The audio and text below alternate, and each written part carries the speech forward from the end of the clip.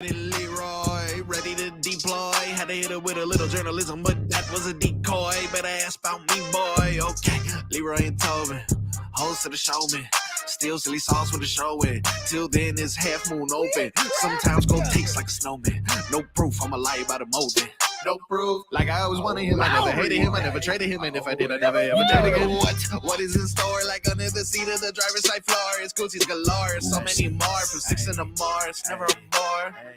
Man, if I'm honest, the damage is done. Silly sauce on unlimited funds. Join us on Twitch for unlimited fun. JFig and Marcos, you ready to what? Tobin, two Tobin is.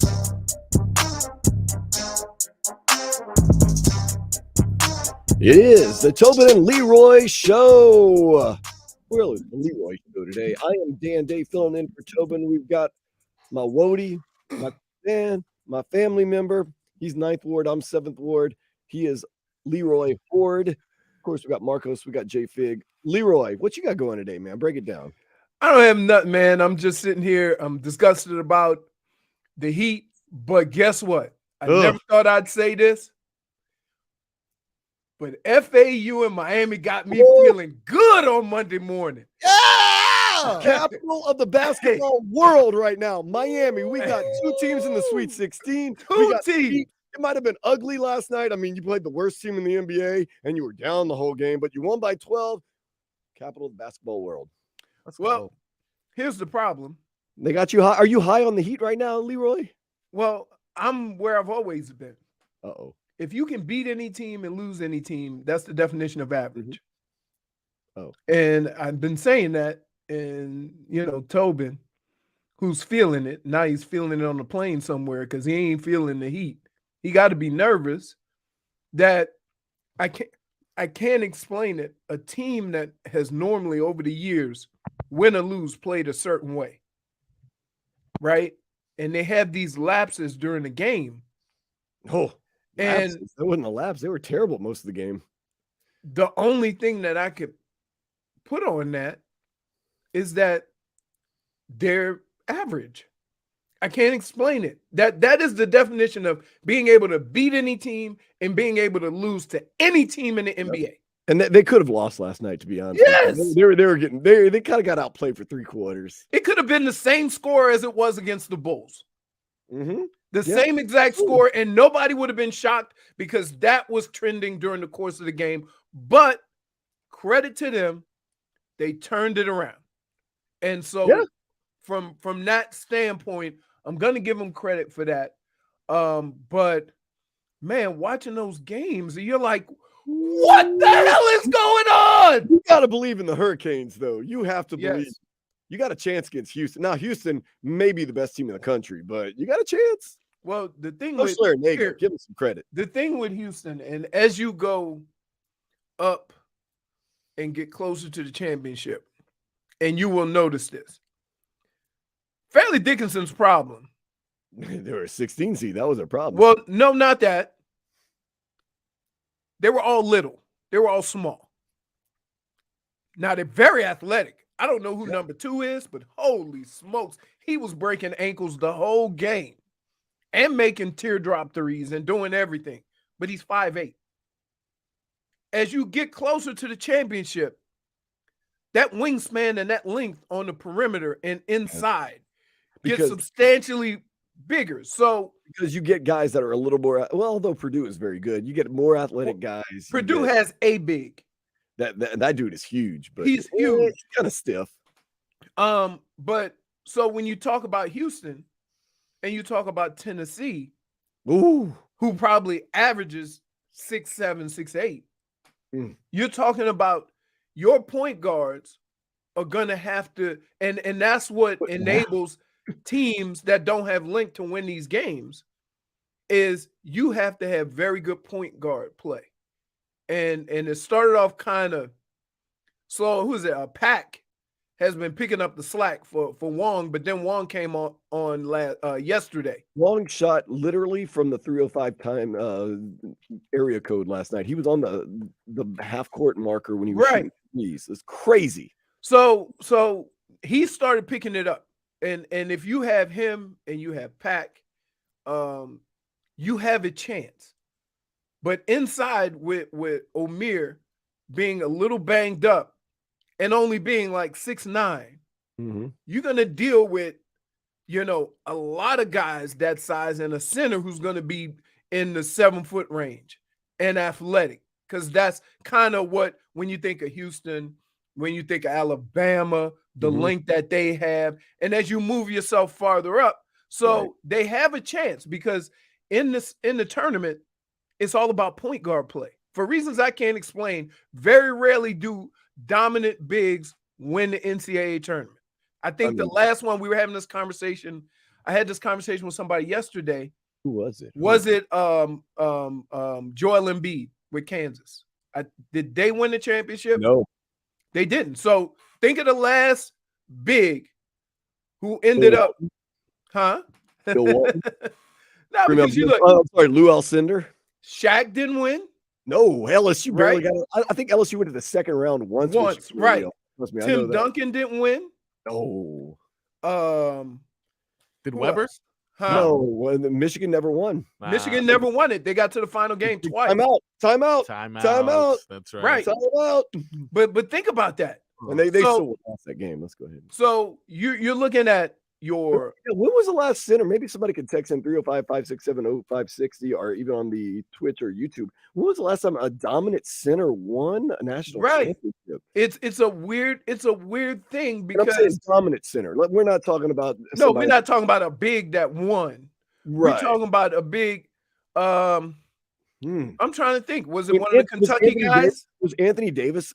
Is he considered a center? Because they did win his freshman year. He was a center. He was a center in, but he's more of a 4. Right. But he played center in college. Like a lot of these guys play center in college because there ain't nobody else on team 7 foot. So he could be the last one. But and so when you look at all these teams that have this dominant big, and who is it? It was Purdue. Yeah, Who else had that's out? Like they just everything was parading around their big. And so now you're talking about your 6'7", 6'8", 6'9" wings. You're talking about your 6'5" point guards. There's a couple teams got, point guards that's over 6'5". Now that's where teams like FDU, teams like FAU, teams like Miami can run into a buzzsaw simply because they don't necessarily have the size. Now, I will say this. Of all the teams that we talked about, Miami has done it the best. Yeah. With a team that's not very big. Yeah. I mean, Omer plays big, but he's not that big. Nor Chad. He's like Ben Wallace. He's like 6'9". But no, that's bigger than Omer. Ben Wallace was only 6'10". Yeah. But he was. Or how about Rodman? Yeah. Where they played Rodman at center, and he wasn't nowhere near the size of a center. Isn't that crazy, though? Back in the day, it was all about having a big, and now, like, a big is kind of a liability. 3-point shot. Yeah. The 3-point shot, the ability to get the ball to the hoop. In college, you're more it's easier to break down a defense with great point guard play, where that doesn't happen in NBA because that guy across from you is just as athletic. Mm-hmm. So you don't see it as much. But in college, if you have a dominant point guard who can break everybody down, now that creates for everybody else. And that's what happens in this tournament. Remember when big men were never allowed outside the 3-point line? Now you got guys like Joel Embiid knocking down threes, and you're encouraging them to do that. It's just crazy the way the game. To be fair, remember when you? I don't know if they encouraged Joel Embiid to shoot threes. Running backs were supposed to run the ball, and that was the staple of the game. And now there are all these hybrids. Where have sports gone, man? Here's the thing: is that as football has progressed, there's fewer of those big 235, 240-pound running backs that are coming out of college. And so the game has adapted to that. And that's why people say, oh, we can just get any running back. We don't have to go out and get a stud. Now, periodically, there are those exceptions to the rule that, guys get drafted high. You're talking about who's the running back for Ezekiel Elliott got drafted high. Now he's cut. Ezekiel Elliott. Well, this is the problem with it, is that if you start them off there when their first contract is up, look at where you put yourself. Whereas if you get a third rounder in his final year, he's making $1 or $2 million. If he moves up to $10 million, you're great. But if you start a guy off with a $20 plus million contract, now where are you headed? And that happened to Ezekiel Elliott, who's the Leonard Fournette was another big guy. Yeah, the only guy that represent Purple Knights. Yeah, the only guy that has running back from that high school. Look, they gave it to him every play. I want to ask an interesting question. First, I'm going to ask Marcos because I want to see an unbiased, and then I'm going to ask you, Leroy. In today's NFL, what type of running back would Leroy Hoard be? Marcos, you go first, and then Leroy, I want you to answer.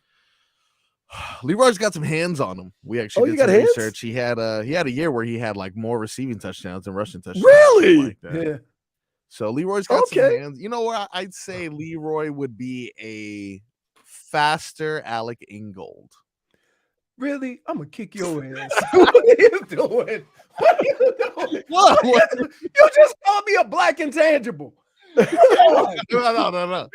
I said faster. Look, for those that don't remember, Leroy was a big deal in the league. Leroy, I'm not trying to pump you up or nothing, but I mean, being from New Orleans, of course, we all looked up to you, but you were a big deal in the league, man. You were the man. But where would you fit in today's NFL as a running back? Because you would be a running back. Here's the thing. I would probably, instead of being 220, 225, I'd probably be 210, 215. And you catch more passes? I catch more passes because I did that. So the transition the transition wouldn't have been as difficult because I did some of the things that that the guys do now. I was all over the place. So what gets you into the league quicker, onto the field quicker, is your ability to pass protect. So I could do that. So I was good there. If you could catch, back then it was a bonus. Right? Yeah. If your running back could catch. But I kind of started playing more substantial time because I could run routes and catch.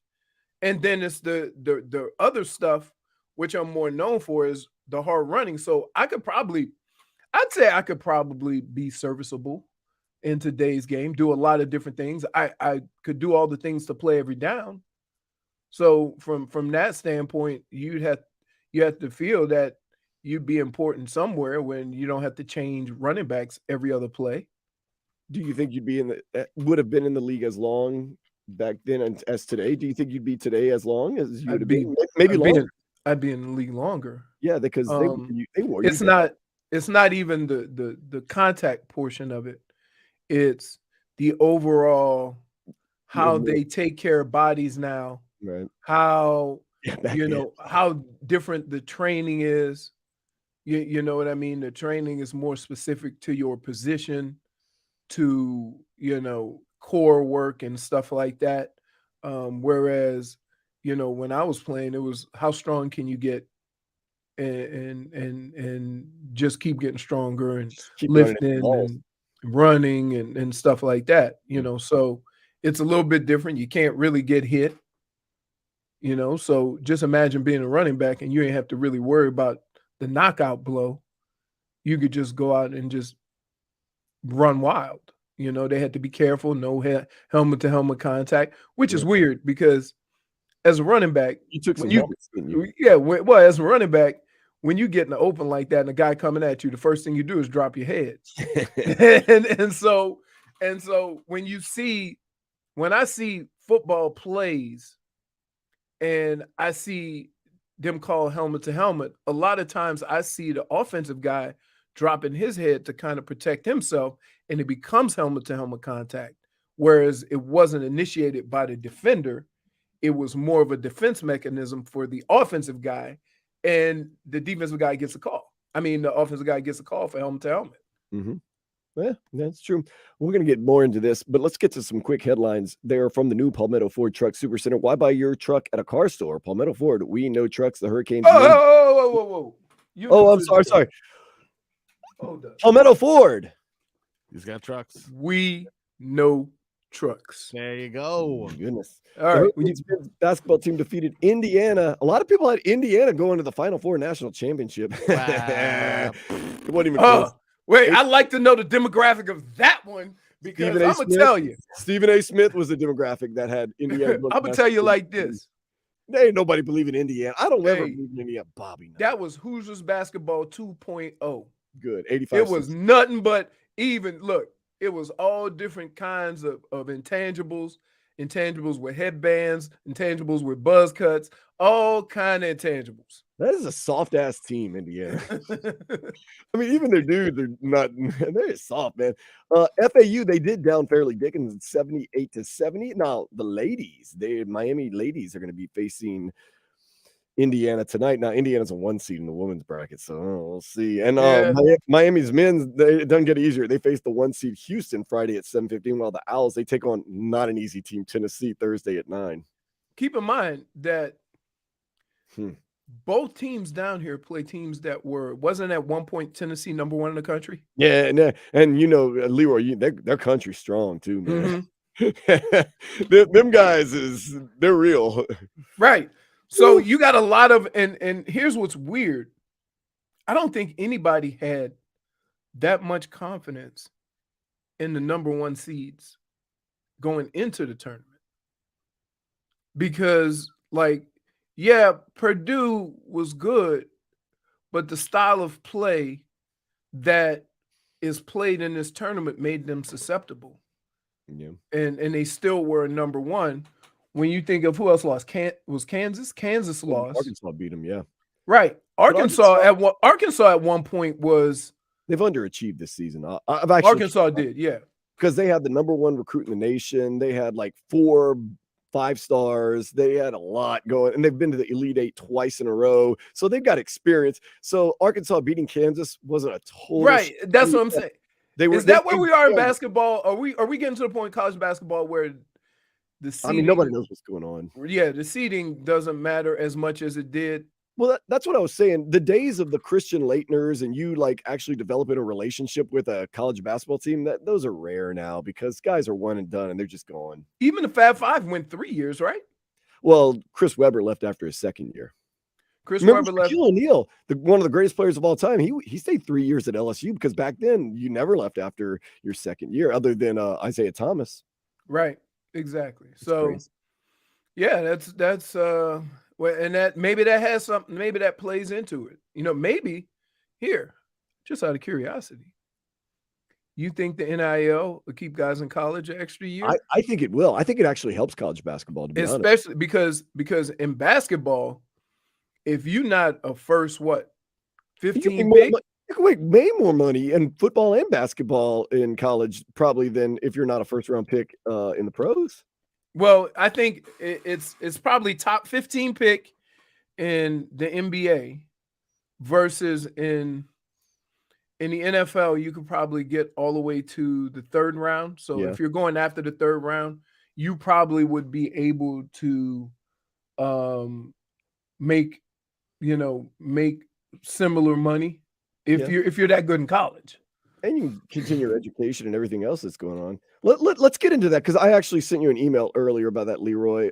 University of Ohio's basketball coach had some nasty things to say about the University of Miami and the NIL. We're going to get into that in just a little bit, but I do want to touch on this real quick. I know, Marcos, you're of somewhat Cuban descent, right? Yes, half Cuban, half Puerto Rican. And Fig is Cuban descent also. I'm caping up, man. I'm so proud. Team USA, they defeated Venezuela. Yep. Then Cuba. They killed Cuba yesterday. It was very bad. The World Baseball Classic. I talked to people that were there. Yeah. I couldn't even talk to them because on the phone, they're like, it's too crazy. I can't even talk to you right now. This is one of the best moments of my life. Apparently, the World Baseball Classic is unbelievable. It's all sold out. I can't get tickets. But USA going to be facing the winner tomorrow of Japan, Mexico for the World Baseball Classic Championship. Believe it or not, 6 years ago, the USA won it. I forgot that they won it. They beat Puerto Rico. So they also beat Puerto Rico. Are you cheering yesterday for USA or Cuba? Me personally, I know there was a lot of political unrest. There was a lot of protests. So I know that it was a very passionate subject, but come on. Don't do that. I'm not gonna lie, man. I was going for USA. Hell dude. yeah. I was going for USA, man. That's what I was saying. I was saying this weekend, Leroy, you know this. If my mom, Big Lynn, played for the French national team because she thinks she's from Paris for some reason. She's Hey, from Cottonport, Louisiana. You don't even know where Cottonport, Louisiana. It's in a Blanche parish, but it's Paris, Louisiana, dude. It There's ain't a Paris. It ain't Paris, France. I love Big Lynn and I love being of Cajun heritage. But if the USA is playing, it's USA all the way. I don't care. I think You would never cheer for Canada because of Big Spoon, right? You're always USA. No, what do you? She don't even like sports. I ain't gonna then. No, Canada. Okay, I'm just saying. I mean, all my interactions with Canada. Think about this. Oh, this wow, is my interaction with Canadian sports. When I played in Cleveland, and the team moved to Baltimore, it was after a year where they had Canadian football in the U.S. So they had like 6 teams in the U.S. You know, they had in L.A., they had Baltimore, they were all over. And the Baltimore team won the Stanley Cup that year. If you go look it up, look at all the champions. One year is going to say Baltimore Stanley Cup winners, right? That was the one time they did this. And when we got to Baltimore, we were getting congratulated because they thought we played for that football team. So no, I'm not rooting for Canada. Hell yeah. Up next, though, I do want to touch on this NIL deal. I sent you a link, Leroy. Check it out. Yeah. Marcus, I sent you a link. Let's talk about it a little bit because I think this guy from Ohio is a chump. Wannabe. That's home. We're going to get into it. We might talk about some USA. Fig might jump in and represent for the United States, too. We're going to take a break real quick. We're going to be back with the Tobin and Leroy show here on 560 WQAM.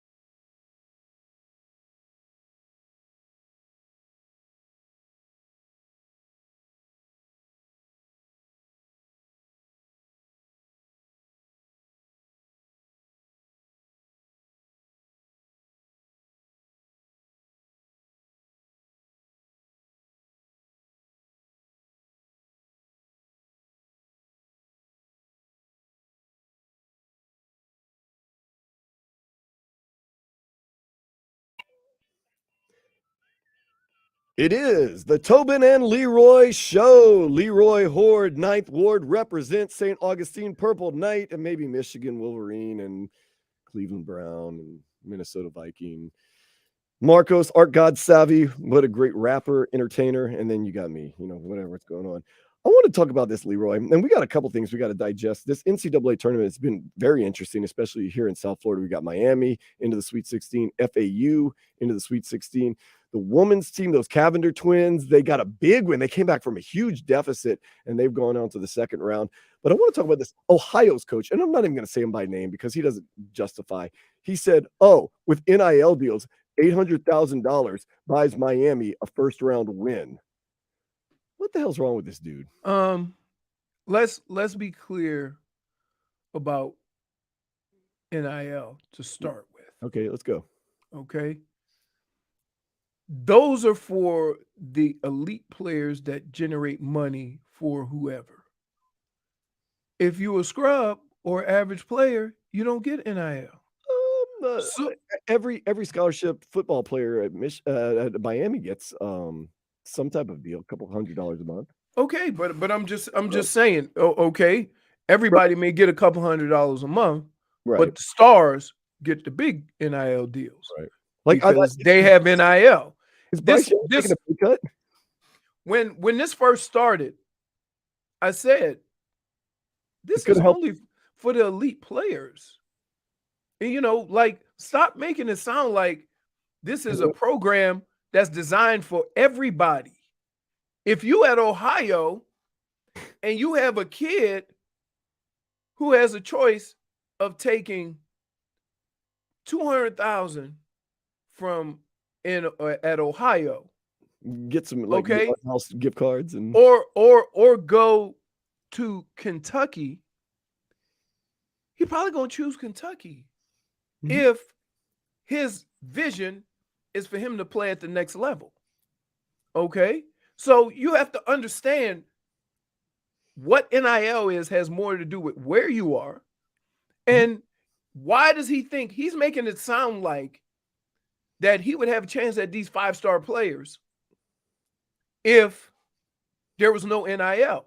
And in fact, it would be even worse because you might have a kid who's a 3 or 4-star that wants to stay close to home because he's in Ohio and he might go to Ohio. Yeah, the other thing is that college sports, when he talks about, you're not playing a kid and he's not playing, or he's back in the day, we work harder and come back stronger the next year. Say, yeah, back in the day, you didn't have a transfer portal. Now, if a kid plays 39 minutes for the whole year and somebody says, hey, you can come here and play, he wants to play. Yeah, I mean, what do we say about Tyler Van Dyke all year? Right. You're going to leave us if we don't. Right. Exactly. It's true. That's the nature of college athletics. Now, you lie back in the day, you lied in the bed that you made. If you committed to Michigan, right, you committed to LSU, you committed to Wisconsin, you're there, and you'd sit there for 3 years and do absolutely nothing, and then the 4th year you got to play. I sat for half a year and a half. A year and a half. I started. I played my second year. I played a little bit my second year, and then my third year I didn't play till the 4th game. Goodness. Right. So and you went to a Pro Bowl. Yeah. And the year I didn't play the first 4 games was the year I was the MVP of the Rose Bowl. Go figure. No, I can vouch for that. Remember, I sent you a picture Labor Day last year. I went to the Rose Bowl, and during the LSU UCLA game, I walked around because they have all the plaques up, and I was like, I got to find Leroy's plaque. And sure enough, I found that bad boy, and I sent you a picture. Yeah. Out of the stadium because there was no service. But once I got out, you were like, yeah, I played in some Rose Bowls and won an MVP. I was like, you ain't lying, bro. You ain't lying. So it's while the smaller schools are gonna complain about the bigger schools being able to pay these NIL deals. Right. Stop making it sound like you would have had access to those players. Yeah, you would. Because those players that are getting those NIL deals are only going to the Alabamas, to the Miamis, to the Kentucky. Now, I will say this. that Miami is probably a step lower than all those other big time schools. But NIL has enabled them to compete for some of those players. So while you say that NIL deals are hurting schools like Ohio, I would say it's helping schools like Miami. Oh, yeah. Because now you are getting players that wouldn't even consider coming here because of the NIL. They would go somewhere else. They would go to the Dukes, the Kansases, the Tennessees, the Kentuckys. They would go to those schools. I've said this. Miami is in a better shape with the NIL than for football-wise than even Alabama, because as an 18-year-old kid, think about this. You can make $1 million either at the University of Alabama or Miami. Miami, you have this beautiful city with all these options, with all these beautiful people, with all these beaches. You're going to make $1 million and you can make a name for yourself, or you can go to Tuscaloosa, Alabama and make $1 million and be in the middle of nowhere with nothing around. It helps schools like Miami, in my opinion. Right. And the other thing is that the only problem I have with NIL, this is the only problem. This is the only problem I have. You don't have name, image, and likeness until you start playing. I mean, just because a guy's a 5-star don't mean he's going to be a baller in college. No. And so now, right. But I'm saying Scottie, who may be playing for Florida, maybe playing for Miami, maybe playing nowhere. He signed like an $8 million sign. Well, technically, he didn't sign an $8 million deal. He's kind of in the ether. Yeah, did you see that? No, they said he was. They said he was offered that amount of money. Right. By both schools, and he's transferred in and out of both schools and hasn't right. But goodness gracious. But I would question the legitimacy of that. Right. Right. I mean, look, money for nothing. Look, I'm all for the NIL. I believe that you are making money for your school, and you should get a piece of that. It also allows your school to make more money, because now all these jerseys and stuff, instead of having a blank number, you can go ahead on and put the name on it, which you couldn't put the name on it before. So that's even showing you the NCAA had questions about, are we taking advantage of these kids? Hey, let's not put their names on the back, and then we can still sell the jerseys. And make money. Yeah, make the same amount. Two important questions. Number one, and I want Marcos to answer first, and then Leroy, you can answer. All right. If NIL were around and Leroy Hoard coming out of St. Augustine High School, 7th Ward, New Orleans, how much money would you have made over your 4 years in college at Michigan? First of all, Marcos, what did you think? All right. So back in that time. Well, let's just say today. Theoretically today, with everything that's out there. Yeah. And I know running backs are a little bit. 3-time Rose Bowl back-to-back MVPs. Thinking at least. Well, he didn't play his first year, so. Right. Bum. But everybody was redshirted. Everybody in the sophomore year, he barely played. Go ahead. But how much money in 4 years would Leroy Hoard made at Michigan, at the big house? And now Michigan's a big deal, and they're back. They're back, baby. You know, there was a little time they were down. You know, they had laces and all that stuff. But Marcos, how much do you think he would have made? I would say. Ooh, somebody said 10K. 4 billion? 4 billion. No, that ain't gonna happen. Got a couple texters in. All right. I think if you're MVP caliber on a big school, Michigan has some money. Sponsored by they got Jordan, some money. If I'm not mistaken. I would probably say he probably net in about $4 million. I think he net $4 million. He's smiling about that. Here's what I would say. Realistically, if there were NIL, yeah, I would have probably went to LSU. Oh, how much would I love that? Oh. Hey, because you could do it all at home. They're gonna do now. Look here. There's one thing I'll tell you about LSU and Tulane. Why'd you turn down LSU? Is another good question. Be honest. Out of New Orleans. No. I wanted to be out of New Orleans. I don't blame you. But the way they were at, like. But the way things were happening. Yeah, it was different back then. I was scared. Yeah. I would be the reason why somebody got in trouble. Right. Yeah. And I didn't want to be part of that. Now I will say this. I wouldn't have made that much money at Michigan. Because when I went to Michigan, there were 5 other freshmen exactly with the same credentials I had. And I signed in June. So I didn't even sign. I contemplated going to LSU and going to Nebraska a lot. And I didn't even sign my letter of intent until like June. I was done with school. And you only played 2 years of high school, right? Yeah. And so from that standpoint, I would say that it wouldn't have been that much, because when we got there, I was the last guy. It was so many 5 stars at running back that we had a press conference. Yeah. And the question and the question was asked to me, knowing that all these other guys signed, why would you still come here and have and risk not being able to play? And my response is that, look, I don't know these guys. I was signing with Michigan because of what I wanted, and who was here didn't matter. And I'm also thinking, hey, why you don't think these guys are not saying, damn, Leroy signed, I ain't gonna never play? I was gonna say, I'm not just gonna chalk it up to like, and that's the one thing that kills me about high school kids, right? That these guys are selling, well, you're not gonna play because this guy, this guy's here. You're not gonna play because this guy's here. And if you're going into college with confidence and you think that you are that dude, then why would you care?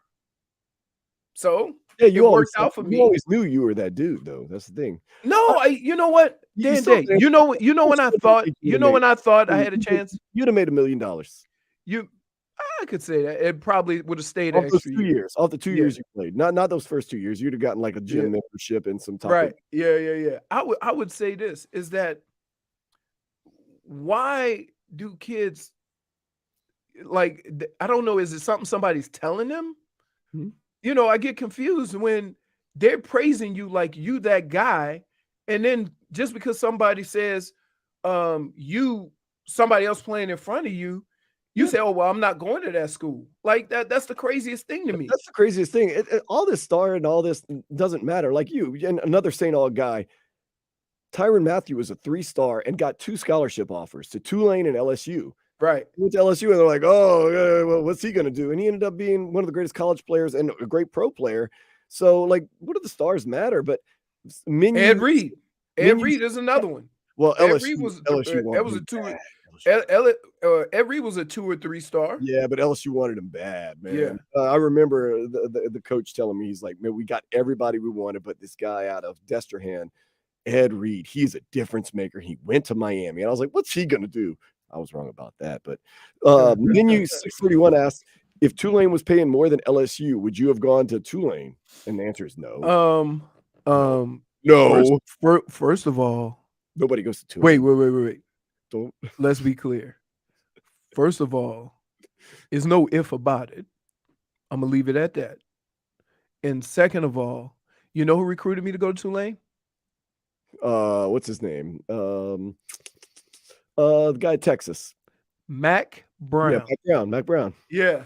So I thought about staying home, but it also meant living in New Orleans. Yeah, it meant you going to the school that nobody cares about, New Orleans, too. Right. Right. So. I had to listen. Here's what my thinking was when I came out of high school. It was this: if I never play another down of football after I'm done with college, I want to be able to do some things. Yeah, I want to be able to go places I've never been. I want to be able to fly. Now, here's the caveat. Guess who Michigan played my freshman season? The University of Hawaii. Ooh. I ain't gonna lie. Wait, and I just saw that. I saw they were going to Hawaii. I didn't realize I had to make the travel squad to go. You ain't worried about that. I didn't know, but you best. I was on my P's and Q's. It's like Whitaker said. Hawaii.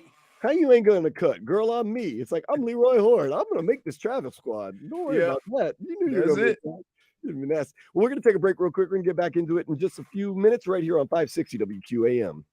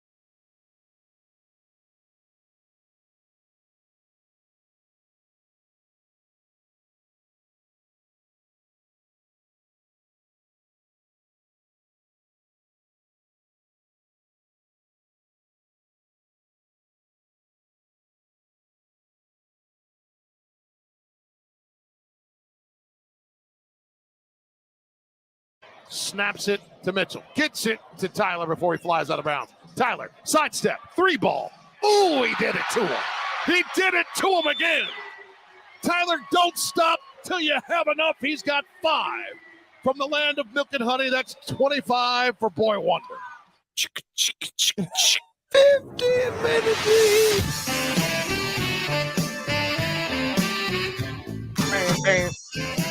The Heat season is winding down, and we want to give you a chance to go to a game. We've got a pair of tickets to give you to see the Heat host the Mavs. Ooh, maybe Kyrie, maybe a little Luka right there.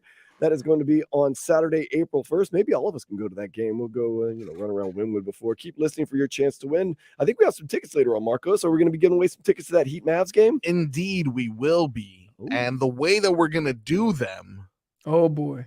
will be revealed later. Ooh. Tight. I do want to ask you this, Leroy. I was here for the Heat game last night, helping out with the broadcast on Power 96, our sister station. I mean, the Heat really got beat by the Pistons, the worst team in the NBA. The only reason they really won is because they were the better team. And in the fourth quarter, Jimmy and Tyler Hero went off. Like, this Heat team, I'm not high on them. It's not a matter of being hot or not. It's a matter of you haven't seen, like, of all the teams in their situation, they're the only team that only has a 4-game winning streak all year. And usually once a year, every time we've watched the Heat, they go on that run where they win 7-8 straight. No. And they haven't had that consistency. That's so what you watch it is. You watch every game knowing, as Spo has said, You got every game has been close. Embrace the grind. Right. But at some point, you're going to run into a team, especially when you do the playoff or if you have a play-in tournament. Who's to say you don't run into 2 hot shooting teams and you're done? I mean, you have 2 bad games and you're done in a play-in. Right. Because they're going to be in the higher at C. But nonetheless, and I'm going to ask Marcos first, and I'm going to give you time, Leroy, to answer this. Marcos, in a 7-game series, do you have confidence the Heat can beat Milwaukee? No. Okay. Yeah. Boston? Once or twice. Okay, not in a 7-game series. Yeah. Even Philadelphia? Yes, and let me tell you why. Okay. Don't you do it, Yes. Marcos. Let me tell you why. Marcos. James Harden's going to give you 2 or 3 games. Where he's just gonna Marcos. fall out. Marcos. He's not here. Don't do Well, Embiid it. Joel Embiid should be the MVP this year. is going to get injured in game 3, and James Harden's going to fold under pressure. He'll give you 2 or 3 Here. games, man. Okay, here we go, Leroy. Leroy? Yes. Milwaukee. Simple answer. 7-game series. No, but I'm going to tell you why. I'm going to tell you why they can't win 1 through 4. I think they can get 1. No, I'm talking about the top 4 teams. Oh, okay, yeah. You don't think ready? they can beat, is it Cleveland right now? Here's why. They can beat Here's Cleveland. why. Because they win every other game. That's true, yeah. The So- sample size so- is so- pretty large. And so I look at it this way. Cleveland's going to be at home. Cleveland's going to be at home. Everybody else is Philly's gonna going to be at home. Boston's going to be at home. Milwaukee's going to be at home. So there. How are you going to go about that? If you don't have If home you win court every other advantage game. and you win every other game. And by the way, without Giannis the other day, they still won by 20, and they were up by 20 the whole game, the Milwaukee Bucks. Right. So but that's my point, is that until I see that you can sustain good play, because we've seen them play incredible. Like, there's no question they can do it. But until we see them do it for a week, how can we just assume that they're going to be able to beat one of those teams 2 times in a row? Because that's what it's going to take if you don't have home court, is that you're going to have to beat a team back to back.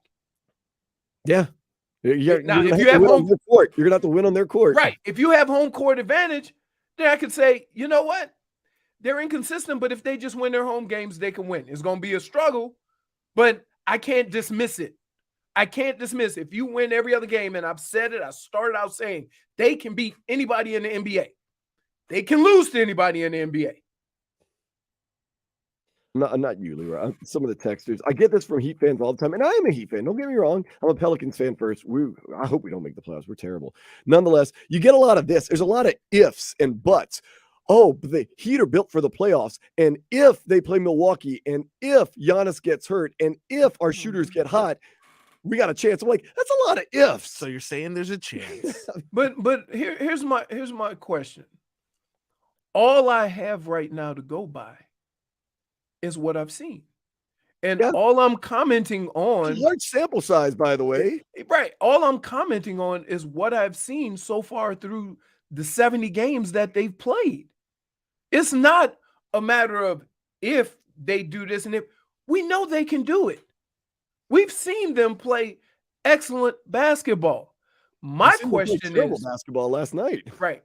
My question is can you do it for longer than one game? Yeah. And the proof is that no. You're the only team that high in the standings that has only had a 4-game winning streak. The only team. So think of the margins that you're playing with. Wait. You're saying wait. They're the only team in the with only 4-game winning streak. Oh, only a 4-game. I was going to say Milwaukee. Everybody else in a row. Everybody else has had a longer winning streak than 4 games, which terrifies me because if you play 4 games in a stretch of 7 days, that means that we've only seen you do it and have excellence over the last 3 or 4 months for 1 week. Think about that. I don't care. I'm a big Heat fan too, but I can't just ignore that fact. Like Lizzo said, truth hurts. Right. It hurts. Right. So regardless of what, it's like Tobin left last Friday and said, I feel it. And I was like, feel what? Well, against Chicago. I'm like, what do you feel? Because I've been feeling that way too, but I haven't seen it. Nope. So keep waiting. Yes. Can they? Yes. They can beat anybody. But I have nothing that they've done in 70 games. 72 games they played. Yeah, they've got 10 games left on this game. Right. 72 games that says that they can sustain their good play for longer than 1 week. Now, if you're gonna win the championship, you're talking about a couple of months, right? You've only had 1 week. Every other team has gone 8 for 9, 9 for 10, 10 for 11. Milwaukee won 14 to 15 straight. The Knicks had 9 straight. Cleveland started off like gangbusters. Philly has been on, they won 9 or 10 in a row. Okay, you have 4. So please tell me, I'm all ears. Tell me how this team, with as erratic as they've been all season, can compete with those teams who have sustained it for long stretches. And I'm not saying it can't happen. It can happen. Yeah. It can happen. But based on the information I have right now, not likely. And with that being said, be sure to tune in Wednesday night, 7:30, Heat Knicks here on 560 WQAM. Text WQAM on the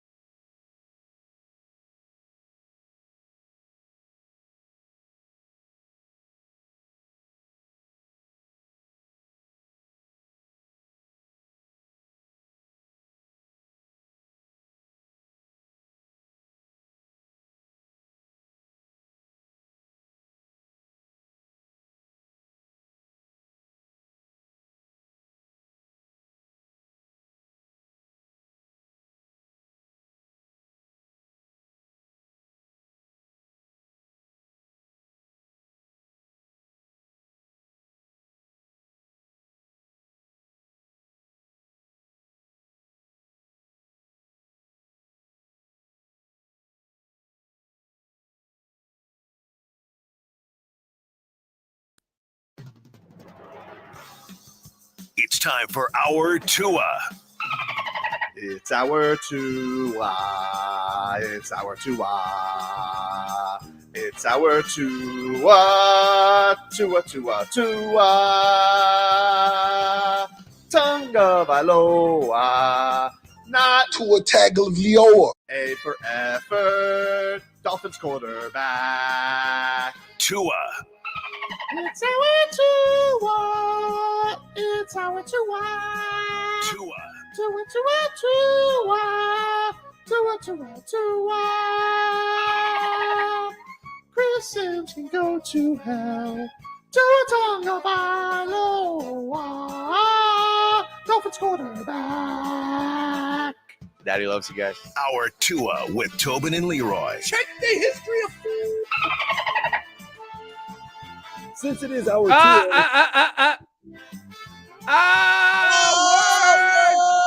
on the program, ladies and gentlemen. Okay. I got to ask you, Leroy. Tua Tagovailoa, of course, they signed that 5th-year extension. I consider it more of like a common law marriage, a promise ring. Two things I do hope from this whole situation. Maybe I'm wrong, maybe I'm not. Tua, make us pay you. Go out there in these next 2 years and ball out. Also, Mike White, steal our money and never play a down because Tua's that good. Am I right on both of this? Yeah, I agree with you, but here's what this does. Okay. If Tua balls out this year, they'll start conversations immediately. Yeah. And you have too many examples of teams that tried to wait it out and it cost them. One, imagine being the Giants and stuck with Daniel Jones, who you hated 12 months ago and has thrown for, and I might be a little off on this, 10, 11, and 15 touchdowns and is now averaging $40 million a year. Okay? You could be them. You could be Baltimore with Lamar Jackson, who you should have paid 2 years ago. Yeah. And you didn't. And now it could cost you $200 million. See, because back before all this, before the Deshaun Watson, before any of this, they could have extended Lamar Jackson and gave him $30 million, which would have seemed ridiculous at the time, and gave him $110 million guaranteed, but you waited. And now you're going to, if in order to get Lamar Jackson, it's going to be around $200 million guaranteed. And I mean, you can't let him walk out the door, right? Right. You can't, but you can't. Here's the deal. This is just a process at that position. Okay? You would rather sign a guy early than later. You see, Kansas City did it with Patrick Mahomes. Here's why they did it for that ridiculous contract. I know why. Go ahead. For 13 years, however amount it is, which means that when it's time to sign another big star, that's the first person you go to renegotiate the contract. Because it's so long, you can still give him the same money, but you can work the salary cap. Right. Right? See, Aaron Rodgers has, the Packers in a terrible situation. 3 years, $150 all guaranteed. That's $50 million a year. No questions asked. There's no workaround. It's $50 million a year. He's getting paid on that ayahuasca and darkness retreat no matter what. Right. So that's why you renegotiate with certain players and positions sooner. People don't realize, but X is averaging the same amount of money. They just gave him they redid his contract and gave him a nice fat check up front. Yeah, I mean, it's like all relationships. You promise the world and then you renegotiate as it goes. Like, oh, I'm not going to drink anymore. I'm going to not do this. I'm going to do this. I'm going to do this at first. And then hold on, Dan. We don't want to hear about your personal life. Oh, okay. Wait. We went from sports to drinking. Like what? I can change, baby. I can change. You give Patrick Mahomes the biggest deal and say, look, I love you. You love us. We're in this together. But, down the road, there may be a couple little changes here and there. But it's for your own good. It's for our own good. And Patrick Mahomes hopefully understood, and he did understand that. Yeah. Of course. Because guess what? You got to show that. Because guess what? They redo his contract and write him a check for $50 million. Yep. he getting it anyway, so why not just get it up front? And that's what you do. So giving Tua a big contract means nothing, because think of all the players just this year who had their contracts redone so they could sign players. Tyreek Hill, Bradley Chubb, right? They just brought those guys in for big signing bonuses or whatever. And I think the Dolphins did the exact right thing. I think showing, look, we do care about you. Now make us pay you whenever you have a great all-pro season. Think about it. When you win the Super Bowl. If it doesn't work, then you would have paid him $23 million. Mm-hmm. How the Giants feeling if Daniel Jones don't work out? When Daniel Jones starts being Daniel Jones, not against the Vikings in the playoffs, Right. Here's the other thing. The Vikings in big games. Here's the other thing. You've been there, Leroy. Hold up. Yeah. Here's the other You've thing. been there in big games with the Vikings. How would you like to be Josh Allen when he starts breaking down? How would you like to be Buffalo? I mean, I've already We're starting to see it. We're starting to see it to some extent with Lamar Jackson. And when you see players of that ilk breaking down, the first question you ask is, okay, how good of a passer is he? Right? And you're using that to determine, because he's not going to be that guy. He's not going to be Cam Newton his whole career. Lamar Jackson's a good passer, though. But I'm just saying, asking the question in general. And I think that's what probably has Baltimore taking a pause. Because if I take here, let's think of it this way. If Lamar Jackson can't run, how good of a quarterback is he? He's middle of the pack. So are you going to pay that guy $200 million? Right. See, they already did. They re-signed Josh Allen early, right? Good job by them. But if Josh Allen can't run, how good of a quarterback is he? These are the questions. The arm, though, I'm not gonna lie. He's got I'm just asking the question. I'm not giving an answer, but I'm saying, as an organization, these are the situations that are presented to them and the questions that have to be asked and answered. If you don't have confidence in your quarterback's ability to throw, whoever it is, and his deal is up, can you pay him as a runner and a dual threat quarterback when you know after year 2, he ain't going to be a dual threat, and that's the way that position works. You have to become a better passer. I'm not saying Lamar Jackson can't do it. I'm not saying he hasn't done it. But what I'm saying is that as the Baltimore Ravens look at that situation, here's another thing. Let me ask you, Dan Day. Let me ask you, Marcos. You don't realize this, but Tua's played more games in the last 2 years than Lamar Jackson. So why do we think so differently of Lamar Jackson than Tua? And why is everybody willing to give Lamar Jackson $200 million and say we're going to be a little standoffish with Tua because he's injury prone? The facts are that Tua's played more games than Lamar Jackson. See? So now I bring that to the table. Yeah, I mean, Marcos, you want to answer that first? Oh, yeah, this one's easy. I got this one. Bring some other facts to the table. Easy. Look, the facts of the matter is Tua's concussions were freak accidents. Lamar's injuries are due to his style of play. Therefore, his injuries are more likely to be a recurring aspect as opposed to Tua's crazy. He just takes some judo. He's good, dude. He took some judo. He'll never fall like that again. Problem solved. I mean, the other facts are Lamar Jackson's won a lot of games and won an MVP. Those are other facts. Well, I guess here's the fact that I'm going to mention that Baltimore should be considering, but aren't. We can't win without Lamar Jackson. No. Well, they almost won a playoff game with old guy from up in Hollandale Beach. You don't even know his name. Exactly. So Huntley, was it Lamar Huntley? Yeah. But you understand what I'm saying? Right? Like your team is totally different without Lamar Jackson. Yep. And you built your team around Lamar Jackson. Now all of a sudden you're just going to cut bait? There's no here. I mean, I'll tell you this: Baltimore there's Ravens not identity- another Lamar Jackson out there. Their identity is Lamar Jackson. Right. Which all leads to he should have already been compensated for what he is on that in that franchise. Okay, so how much does him not having a manager or his mom being his manager weigh into all this? It probably does because you can't have the nasty conversations, right? You can't have the nasty conversations that you don't hear about. Right? You can't hear the behind the scenes conversations that you don't hear about. Like that a third party. Like I do it all the time. My wife would be talking to somebody, either, some type of person that she's trying to get business out of or whatever. And I see us going to, I'll take the phone. I don't have to be nice to this person. And I tell them, I don't have to be nice to you. You ain't doing business with me.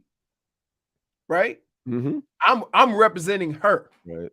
And so when you have an agent, depending on how reputable that agent is, they've been in the room before too. Right. They've probably been in the room with other players. They have a feel of how everybody does stuff. And then you go from there. So from that standpoint, yeah, that's the nature of it. Yeah. Let's get quick to headlines from the new Palmetto Ford Truck Super Center. Why buy your truck at a car store? Palmetto Ford, we know trucks. I want to start with weather. Oh, no, I'm sorry. I'm so bad. The new Palmetto Ford Truck Super Center. Why buy your truck at a car store? Palmetto Ford. We know trucks. I like the red one. Weather. Desmond Dover Law Firm. Your accidentattorneys.com. Free consultations 24/7 866-954-MORE. It is overcast and nasty in South Florida. So just keep that in mind. What are you smoking? What am I smoking? Yeah, I'm looking for a cloud. That's that plume. That's that plume. That ain't clouds. Let me see. Oh, maybe it's a plume. Yeah, Marcos and I have been hanging out a little bit. Been hanging out there in the commercial room. They had a cold front come through. It's a little chilly. Like it's gonna be cold in Miami this week. Cold in Miami. It's a little chilly. Chilly. Yeah, I know. That's the New Orleans word right there. It's chilly. And they just come and stealing all our thunder, JFig. He don't let me do my we know trucks. He don't let me do weather. He just raining all over. You want to do weather? I mean, you can do it. No, I'm envious, man. Look, I'm from the 7th ward. You're from the 9th ward. You know, we don't get much wins against the 9th ward. This how we do weather on this show. You go look outside. Goes to the window. He goes to the window and put our hands on the glass. Yeah, we did weather. We did more too, right? Okay. Look the winds are brisk at 15 to 20 miles an hour. Oh, I'm looking at some clouds. I don't see no planes. Those are accusations. It's out of the. Oh wait, looks like it's out of the south. Oh, west. Whoa. Weird. He's tracking a plane. That's usually. No, I'm looking at a cloud going away from me. All right. And is it even 70 degrees yet? Because it was chilly this morning. It was indeed chilly this morning. I did the weather for Davie. It does have it at 74 degrees with winds at 14 miles per hour. Yep. There you go, Dan. Just looking out the window. Gotta look out the window. Way more. It is. I see one little cloud, and that could be the Dan Day plume again. That's coming from the south, coming from the Citadel. Ward. But yeah, it's quite breezy, a little chilly. And it's other than that, a pretty decent day for a Monday. I want to ask you, Leroy, speaking of plumes, are you high on the Panthers? Ooh. They won. They beat the Devils 4-2 on Saturday. They played a big win. Big win. All year long, Paul Maurice, we're building towards something. We're building towards something. Are they finally where they won 5 out of 6? I know. Look. See what I'm saying? Can I say that they're trending in the right direction? Yeah. 5 out of 6. 5 out of 6 does that. I would say this, though. I would say this. The hardest part of what Paul Maurice is trying to do is he's trying to get a group of men to play differently than they played the last 3 years. Now, what makes it difficult is that you have a lot of guys in that room that had some of their career years playing the other way. So you're changing that whole dynamic and say, hey, this is how we need to play to win a championship. Everybody's not always willing to give up those numbers to play a different style of play. And it looks like, they have some lapses, and then and they can't sustain it. But it's starting to turn around. Now, the only problem I'll say with that is they did just win a game like they did last year. 9-5. Oh yeah, that was beautiful. Right. Those the first like 4 minutes. But this past game, I think that's kind of more of what they want. They want to hold teams from scoring, so there's no pressure on you to play this wide open game, because when you get in the playoffs and it gets more physical, they get pushed around. And everybody else is playing that style of play. I mean, when you look at they can't get past the Lightning. They can't get past the Hurricanes, who are two of those physical playoff style teams. Bruins. Look at the Bruins this year so far. That's what you have to beat. So your style wasn't beating that. So I understand the change. I understand why they have to do it. That being said, it seems like they're getting it. Bob is having an incredible year. Yeah. But let's talk about it on the other side of the break. I want to talk about how everybody's all about the team until it affects them. And maybe you can give us some of your expertise in the years that you've played college and professional sports. That's here on the Tobin and Leroy Show, 560 WQAM.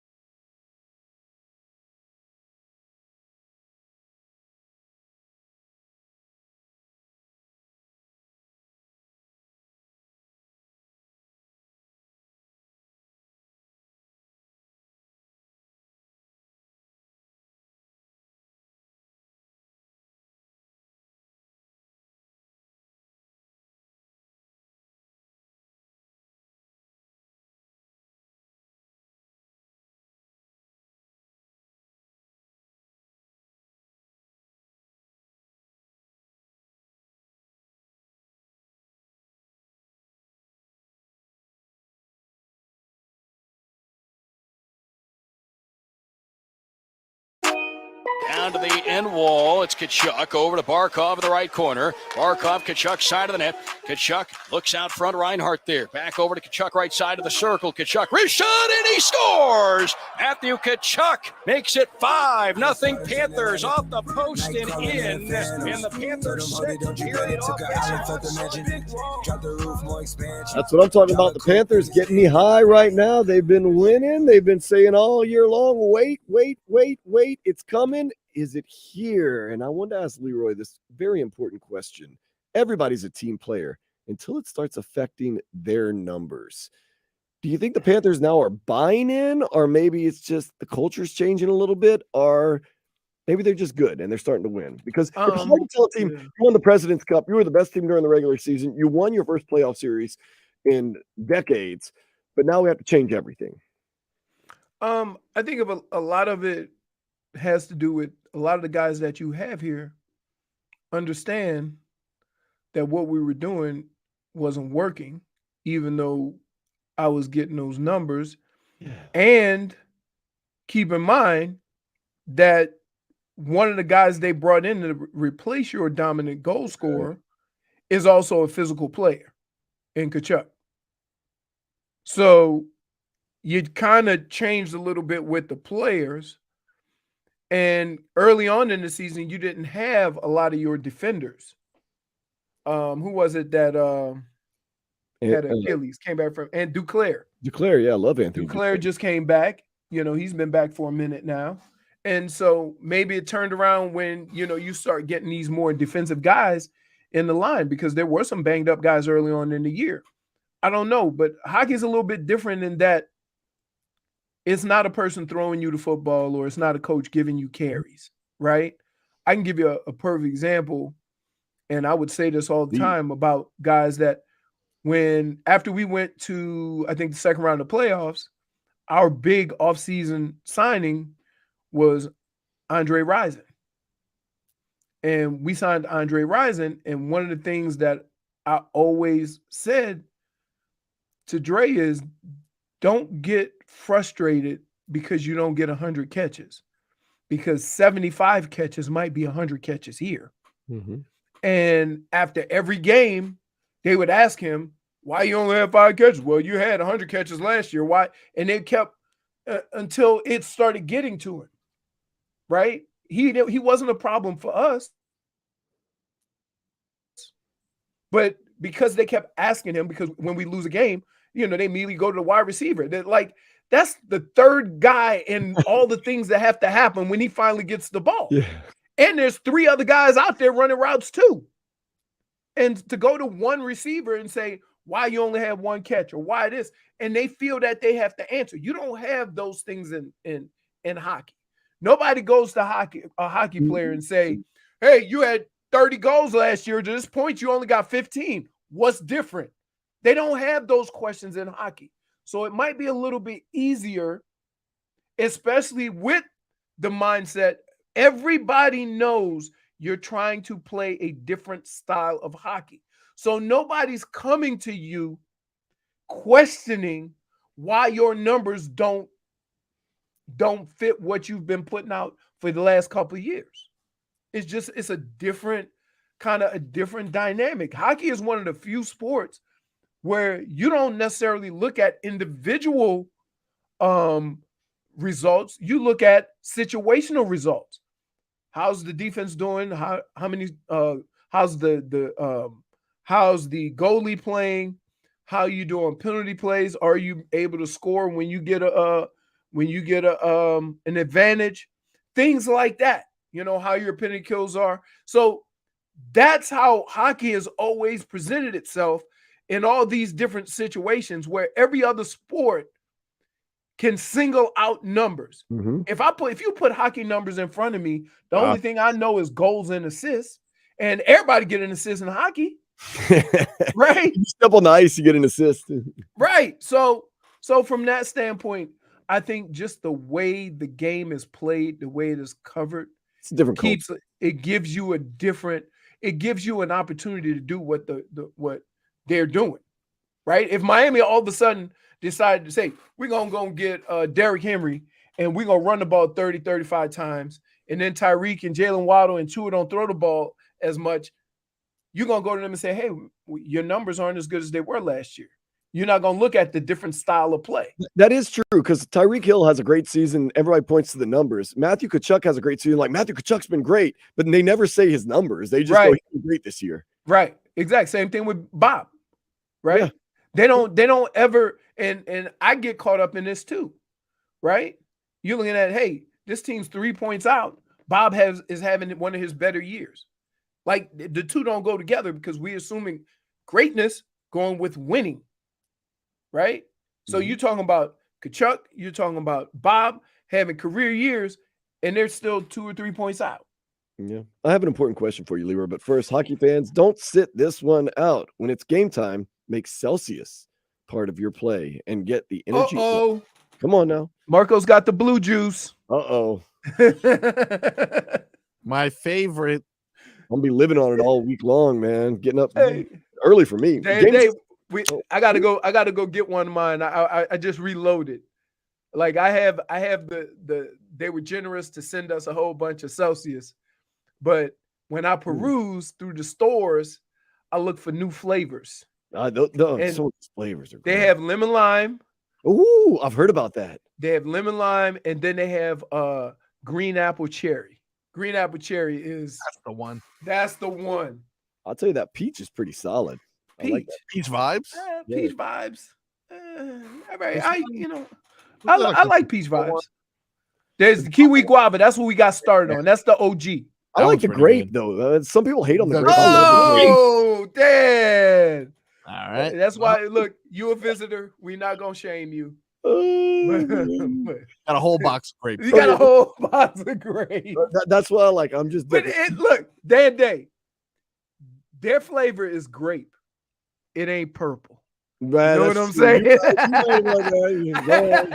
Go on, yeah. Y'all know what I'm saying. You heard me. That purple is a different flavor than that grape. That's true. I'm mistaking the grape for purple. Purple is a different level. Yeah. But I do want to ask you an important question, Leroy. Andre Rison, that was Spider-Man, right? He used to do the Spider-Man thing when he scored touchdowns. Was that Spider-Man or was that Joe Horn? I want to say it was. No, it wasn't Andre Rison. It was Joe Horn. Andre Rison was a bad man. Bad Moon Rising. Yeah, I remember that, man. Hey, so I'm gonna tell y'all, you want the Andre Rison story? Of course, yes. It was Rison. So Spider-Man. Oh, Rison was Spider-Man? Yeah. So when Dre came to Cleveland, we would hang out or whatever, and TLC used to always come. Well, right? I was going to get that, but go ahead. So they would always come to the games or whatever. And Lisa would always come. And so when we moved to Baltimore, we got a chance to go up to Atlantic City. So they sent limos down. They sent like 3 limos. I took care of all the offensive linemen. You know, we going up there. We're going to have some fun. And Dre said, I said, hey, Dre, you want to come? Yeah. So Dre comes. He got Lisa with him. He said, we got to have our own car. Was she a bad one? I never saw her. Yeah, she was cool as hell. She was cool. There's no question. So he said, well, we got to have our own car. I'm like, all right, man, I got all these offensive linemen. We all jammed up for the 2.5-hour drive or whatever it is. I say, all right, Dre, that's fine. That's fine. You know, you my dude. We'll accommodate. We understand what the situation is. You know, and plus I ain't want to embarrass Dre with all them nasty linemen, you know, slamming beers and punching each other and stuff. So they get their own car. We come out. We get there. We get to Atlantic City. We all get out the car. We go to get, you know, open the door for Dre. And this is all you need to know. They were glowing, and all the seats were covered in baby oil. Yeah, baby. and so I looked in there and I say, Dre, you got a damn slip and slide up in here. Woo! That's the type of story I wanted from Andre Rison. But as far as numbers, forget numbers. That's what it's all about. But there's 2 guys that people thought were malcontents that really weren't. That I played with. One was Randy Moss. You ain't never heard a player say nothing bad about Randy Moss. And the other one is Andre Rison. I ain't never had nothing bad to say about Andre Rison because all the I knew analysts say bad things about those guys, but all the players said nothing but nice things about those guys. Right. Because like, man, it's hard being in a sport and having to answer for somebody else's mistake. Right? Like, if the receiver not catching the ball, the protection could be bad. And as a running back, I end up catching a lot of checkdowns because the quarterback ain't got no damn time. But if we don't win, they'll go to Andre Rison and say, why you ain't catching no balls? And you can't say nothing because, you know, that's your boys. And you get put in a terrible spot. You know, you like right now, here's the situation with the Dolphins. We're going to look at Bradley Chubb and say, we're giving him all that money and he only getting X amount of sacks. But what you fail to realize is that they add all that talent to that front group. So somebody could get the numbers. Jalen Phillips had what you call a coming out party because they were doubling Chubb and he was singled out and he balled out. But so to go to Bradley Chubb and say your numbers wasn't right while seeing the guy on the other side have a career year, those come into play. If Jalen Waddle has 130 catches, you can't go to Tyreek Hill and say, why you ain't catching no balls? Right. You see? And it's like Darrell Revis, his best years, he had 0 interceptions. Not because he didn't catch interceptions. They weren't throwing it. Throws it to him. Right. Exactly. How are you the best quarterback in the league if you don't lead the league in interceptions because they don't throw it my way? Exactly. That's a better quarterback than a guy that gets a lot of interceptions. Right. So like they do it now. I remember looking at when they say with Jalen Brown and who's this core? Tatum. Jason Tatum. Jalen Brown have 40, Tatum have only 13. Jason Tatum only had 13 points. Because his cohort had 45. A hot hand. That's what you do. Right. Man. Hot hand. Right. So they totally like sometimes with the questioning, they totally underestimate the team aspect of it. Sometimes the media makes it an individual sport by who they want to blame or who they want to praise on a certain game when like, yeah, man, if you got 5 guys out there, if your guy got a disadvantage or an advantage and he balling, you keep feeding him the ball. That's what you do. Yeah. I'm knowledgeable. You dropped some Andre Rison story on us. I'm going to drop a Spike Lee story on you in just a minute. Somebody's celebrating a birthday, and it's going to be interesting. And we're going to kind of get into some of Spike Lee, what do we call them, joints? Because he doesn't call them moves. We're going to get into those joints in just a minute here on the Tobin and Leroy Show on 560 WQAM.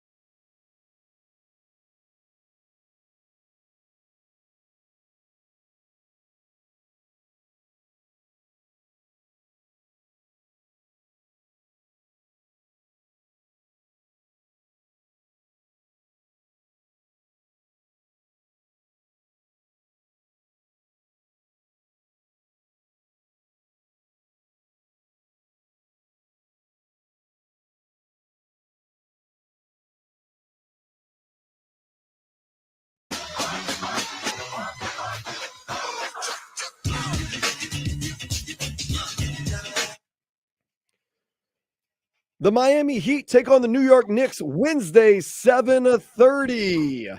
All these damn back-to-backs, and they get all these days off. They've had a stretch when they went. Was it 3 days, Marcos? They went from Sunday, last Sunday. No, they went from like last Saturday to like, they went like either Monday or Tuesday all the way to Saturday or something like that. The Panthers or the Heat? No, the Heat. Oh, okay. Last week they got like 3 or 4 days off too. Because remember they got a day off. So you're saying they're lazy? That's what you're saying, No, Leroy? I'm not saying they're lazy. They're lazy bums. Well, I'm not saying they're lazy. The Knicks are hosting the Heat Wednesday at 7:30. Will Spike Lee be in the Heat's house or not? I don't know. But today he is 66 years young. Wow. They list him at 5'6". That is not. That's a stretch. Very generous. That's a stretch. I do want to ask you guys. 66? 66. Yeah. Wow. Pretty I do good. want to ask you guys, and I'll ask Marcos first, then I'll Yeah. go, then you, Leroy. What is your favorite Spike Lee joint? All right. So I know There's so many. And let me get this out of the way. I love Spike Lee movies. Yeah, for sure. Because you know what? I like him because you know what he does? He Everything makes it entertaining while informative. And his imagery and his I love it, man. So he definitely has a style, especially around the Do the Right Thing era, that was very prominent. But my favorite Spike Lee movie actually is one that you wouldn't even know he directed had you not done the research, and that's Inside Man. Actually, Denzel, good performance there, good writing, bank robbery movie. I think it was slept on. Who's the bad guy? The bad guy's always in a lot of movies too. What's his name? William Dafoe. No, William Dafoe. Closer, which is another great movie. Not William Dafoe. Hold on, let me see. Clive Owen. There it is. Clive Owen. Yeah. Yeah, he was in Closer. That movie Closer. Oh goodness. Yeah. There's a lot of he also did some Michael Jackson videos. Ooh. I did see that. Bad, I think. I don't know. I'll tell you, Bad 24. before you go off, Leroy, my favorite Spike Lee joint, She's Gotta Have It, because number one, she's got to have it, and number two, Spike Lee puts himself in the player's position, and then he's not that much of a player, but nonetheless, he did it. Right. It's a black and white film too. It kind of flips me out a little bit. I'm always a big fan of Jesus Shuttleworth. Oh, right. Come on now, go on. He Got Game. That's what a movie. It was just a good movie. And you know what? It was almost like Ray Allen's coming out party because him being in Seattle and on the West Coast, and you're like, who's this Ray Allen? Right? Black Klansman was awesome. Black Klansman was really good. Malcolm X. Come on. Malcolm X. Jungle Fever. That was like OG. That's old school. Yeah. How about do the right thing? To me, like Do the Right Thing. If you don't like Do the Right Thing, something's wrong with you, man. It's got some content in it, but I'll even say Summer of Sam is kind of a slept-on movie from Spike Lee. You know what? But here's the funny thing: and everybody thinks he only makes a certain type of movie that doesn't appeal to everyone. But if you saw Summer of Sam, they would have to tell you it was a Spike Lee joint. Absolutely. Right? Absolutely. We'll get you, Son of Sam. We'll get you, Son of Sam. What movie was it? Was it I think it was it Do the Right Thing? How much for one rib? No. That's one of the greatest comedies of all time. I'm gonna get you, sucker. Oh, yeah. Oh my god, don't get me started on that movie right there. Pimp of the Year. But I think his like when you think of like Black Klansman and seeing that thing play out, like it's pretty, to a lot of people who don't really understand, that time. Right. And not from the deep South like you and I were. Right. He can give you a synopsis of what was going on at the time, or what the feelings are in society about a certain issue, and still make a movie entertaining, because I remember watching Black Klansman, and the whole time I'm thinking, oh, they gonna get him. Come get out of there. and Kylo Ren was in it. Kylo Ren was in it, and you're like, wow, Kylo Ren. Oh man, let me get to my Spike Lee story. I've never told this story before. Nobody knows about it except for the two people that were involved. I went to the F1 race here in Miami recently, and Solana and I were standing next to each other, and Solana was apparently not paying that much attention. He was looking for Bad Bunny or something. So there's a bunch of celebrities around the media area, and I see Spike Lee, and I'm like, holy crap, there's Spike Lee. And then I see Michael Strahan, and they're all kind of congregating. Josh Allen's walking up. They're all shaking hands and talking. And Michael Strahan, I was like, is he talking noise to Spike Lee?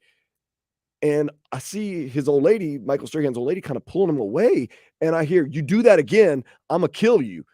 And all of a sudden, Michael Strahan was about to beat Spike Lee's you-know-what. And Spike Lee, knowing who he was doing this. It came from nothing but love. I did nothing but love.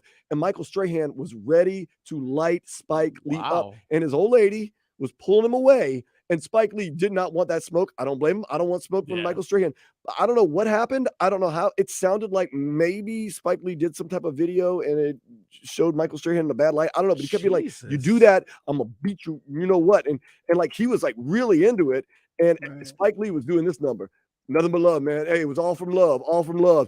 So there might be some beef. It must have been a joke in a movie or something, or a joke on, or he said something or something like that. That's guys. Sometimes you get backed into a corner. You got to put on a show, but you ain't really gonna do nothing. But you got to let everybody know where you stand on that issue. That's all that is. Could Michael Strahan beat Spike Lee's ass? I don't think that's a fair fight. Of course, but he's not gonna do it. So right? I'm just saying that, like, yeah, he ain't gonna pull a Will Smith. I'll ask you though, have you ever fronted when you say you're gonna beat somebody up? You're gonna beat them up, right? Oh, not where I'm from. Never front. I mean, hey, Margos, I tell people all the time, but we talking a fight because I ain't chit chatting. No, I'm not.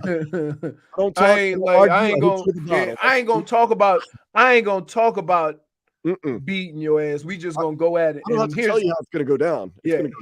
Here's the worst part for people like me. I'd be worried. Hey, Marcos, here's the worst person from people like me and where I'm from. Yeah. Go ahead. I have no problem getting my ass kicked. No, that's the worst thing you can do. That's the worst. That's the worst people to confront, because if you scared of losing a fight, you ain't gonna fight. That's the thing. You used to get those butterfly guys. They loud as a motorbike, but wouldn't crush a grape in a fruit fight. You get these big guys talking all this noise. Whoa! Let's reevaluate those comments. The what to the what? They're loud as a motorbike, but wouldn't crush a grape in a fruit fight. You never heard that Jay-Z lyric? Nonetheless, you get these guys that talk all this noise, and you hit them. You don't hit them really hard, but they're so freaked out because they've never been hit before. And you're like, did I just barely tap this guy? And he's all free. Oh, then you know. No. Like, the worst is you nail a guy. And me and Channing Crowder have talked about it. Crowder said, I've nailed the snot out of a guy. And he just started laughing. And he said, I'm done. I'm out of here. Because the second you know a guy can fight and he's not scared to get hit, that's when you're in for a fight. That's me, dude. I'm like, hey, man, the life that I lived, me getting in a fight with you ain't going to be the toughest thing I've been through. That's people. I've never been beat up. Oh, I've been beat up. I ain't worried about that. But guess what? When we get into it, I ain't scared. They came back and he called it a skateboarding accident. We know what happened.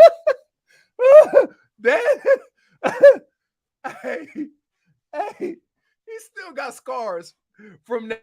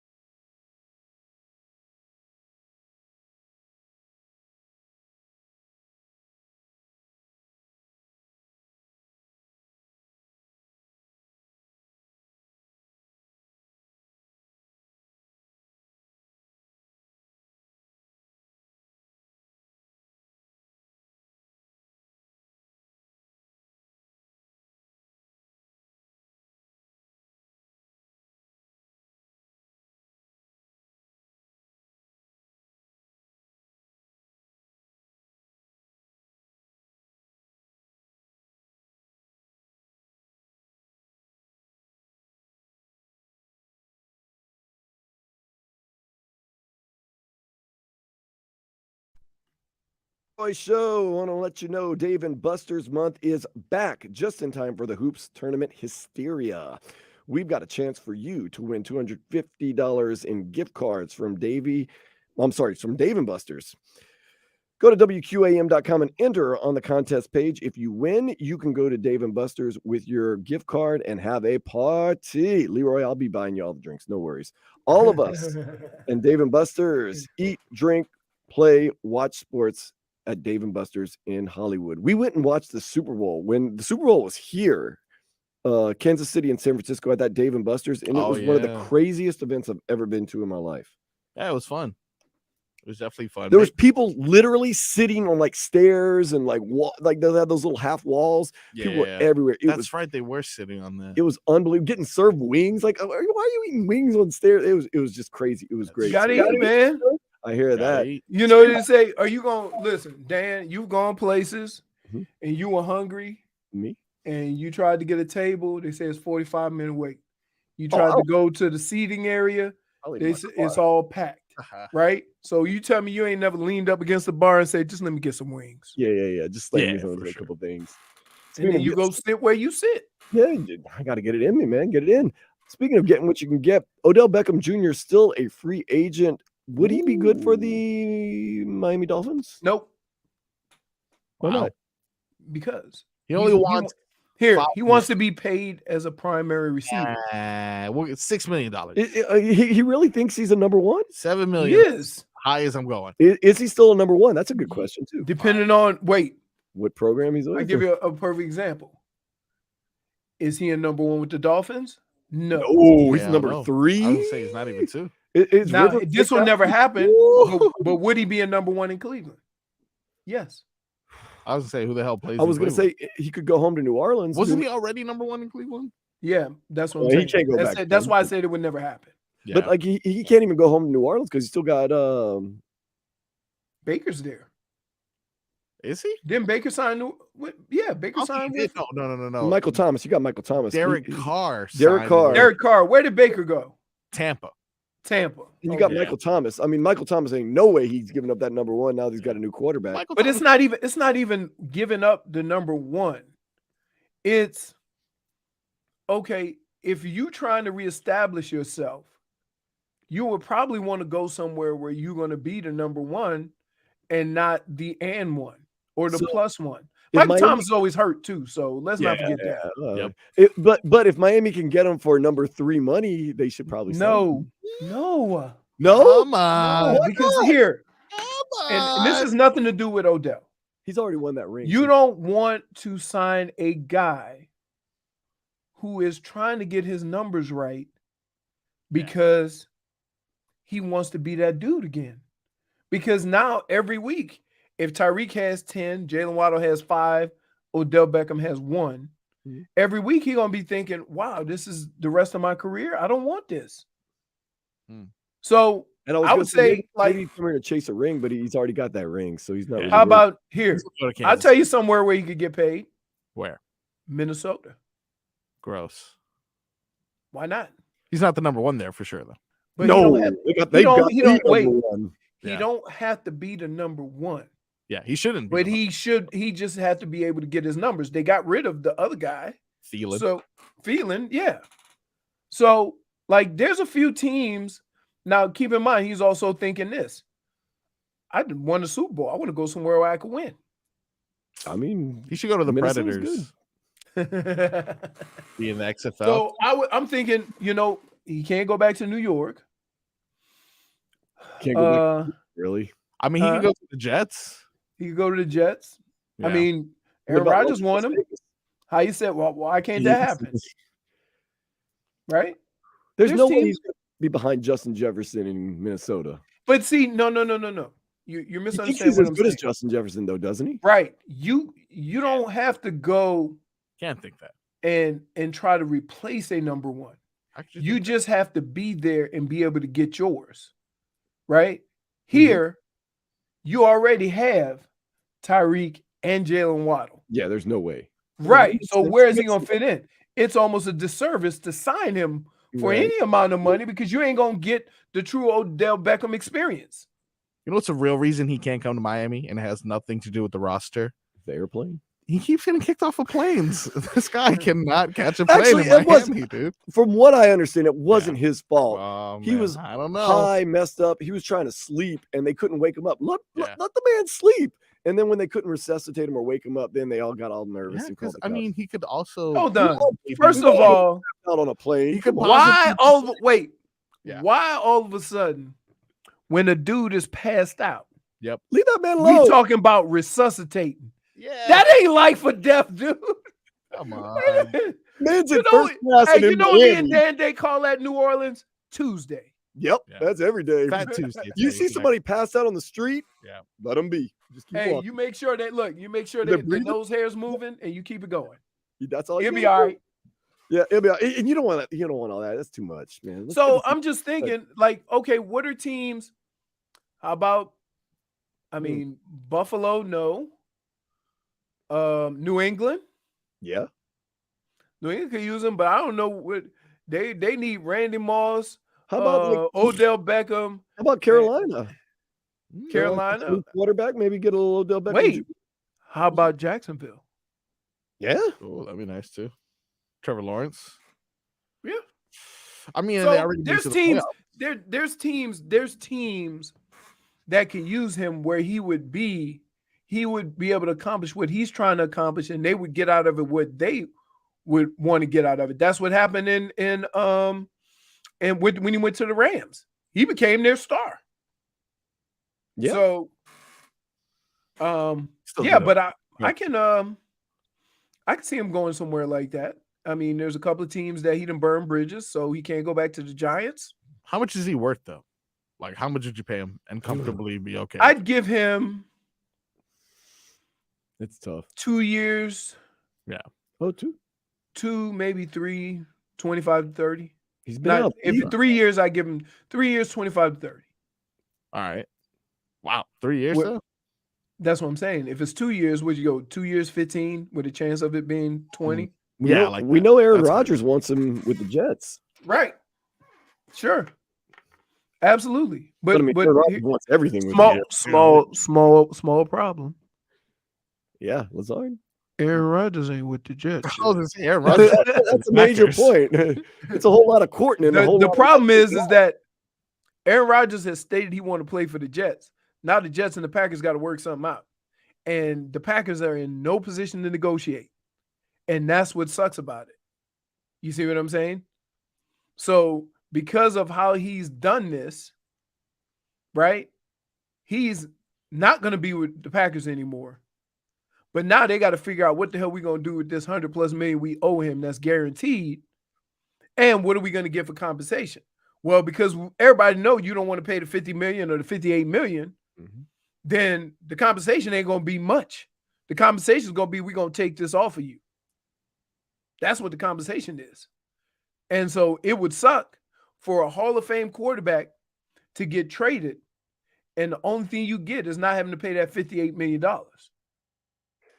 I want to ask you this, Marcos, as a Dolphins fan, me as a Saints fan, and Leroy as a Browns or Vikings fan. Oh no, I'm OG. I'm like when I wasn't playing, I still root for the Saints. Okay. Well, I'm not upset that they didn't get Aaron Rodgers. I'm okay with Aaron Rodgers not being on the team. Dude, I've been on this for a month now. Like, these guys know. I like to. Enough is enough, man. I like Jalen. Like, because here, think about this. Day and day. We are not talking about Tom Brady. We are not talking about, we talking about a guy that's played on 13-3, 14-2, 12-4 teams for the last 10 years, give or take a couple, and only won one Super Bowl. Yeah, you call them mirror muscles. So I mean, Joe Burrow was almost as accomplished. Right. So why are we getting so now? Granted, the Jets are in that place. In the regular season, he's great. The Jets are in that place though, where any quarterback better than Zach Wilson. Pick and they took right. Which everyone, I mean, when I say everyone, I knew that was a waste of a pick. I would say. Did anybody really be like, oh man? Obviously, some people did, but like, did you really believe that Zach Wilson was the next big thing? No. Not at all. I don't think anyone. To be honest with you, I didn't think I had a big problem with when Carson Wentz and Jeff. I saw him get beat by Coastal Carolina at BYU, and I was like, this guy ain't what they're saying he is. I mean, Josh Allen wasn't. No, I believe in Josh Allen from day one. That's one of the first things I ever said at 560 WQAM. When he got drafted, I said, Josh Allen's the best quarterback in this draft. He is going to be a Hall of Famer. And everybody's like, well, why would you say that? Because I used to get home late at night after LSU games and and I'd watch him like, that dude's he's a gunner, man. He's going to be great. I thought he was going to be great from the get-go. Well, we'll see.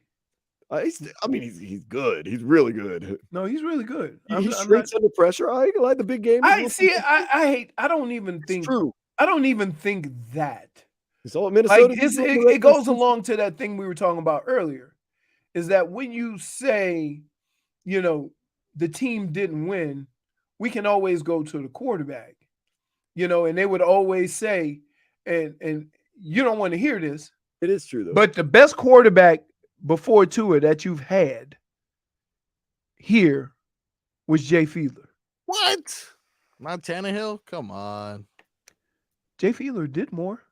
Jay Fiedler did do more. It is true. Every Super Bowl, it's been Tom Brady won the Super Bowl. It's never been like, the Patriots are the Tampa Bay Bucks. Look at that. Right. It's always just Tom Brady won it. Yeah. And we don't, and it's funny because quarterback is the only position where if they win the Super Bowl, you don't care that they were 12 for 25 for 150 yards. Mark Rippon. Yep. Oh, we got a bunch. Ooh. Jeff Hostetler. Oh. Brad Johnson. Does anyone have bigger ears than Jay Fiedler? These are huge. No. Can I just say this? Are huge. It's because of the melon. He had I played with Jay in Minnesota. This is impressive. He's a cool dude too. My gosh, dude. This is all right. Let's get some headlines from the Palmetto Ford Truck Super Center. Why buy your truck at a car store? Palmetto Ford. We know trucks. That's what I'm talking about. Despite being down most of the game, the Heat behind Tyler Hero and Jimmy Butler's big fourth quarter beat the Pistons 112-110 last night. It was closer than that. They're one game behind the Nets for sixth place in the East, and they host the Knicks Wednesday at 7:30. And then on Thursday, they host the Nets.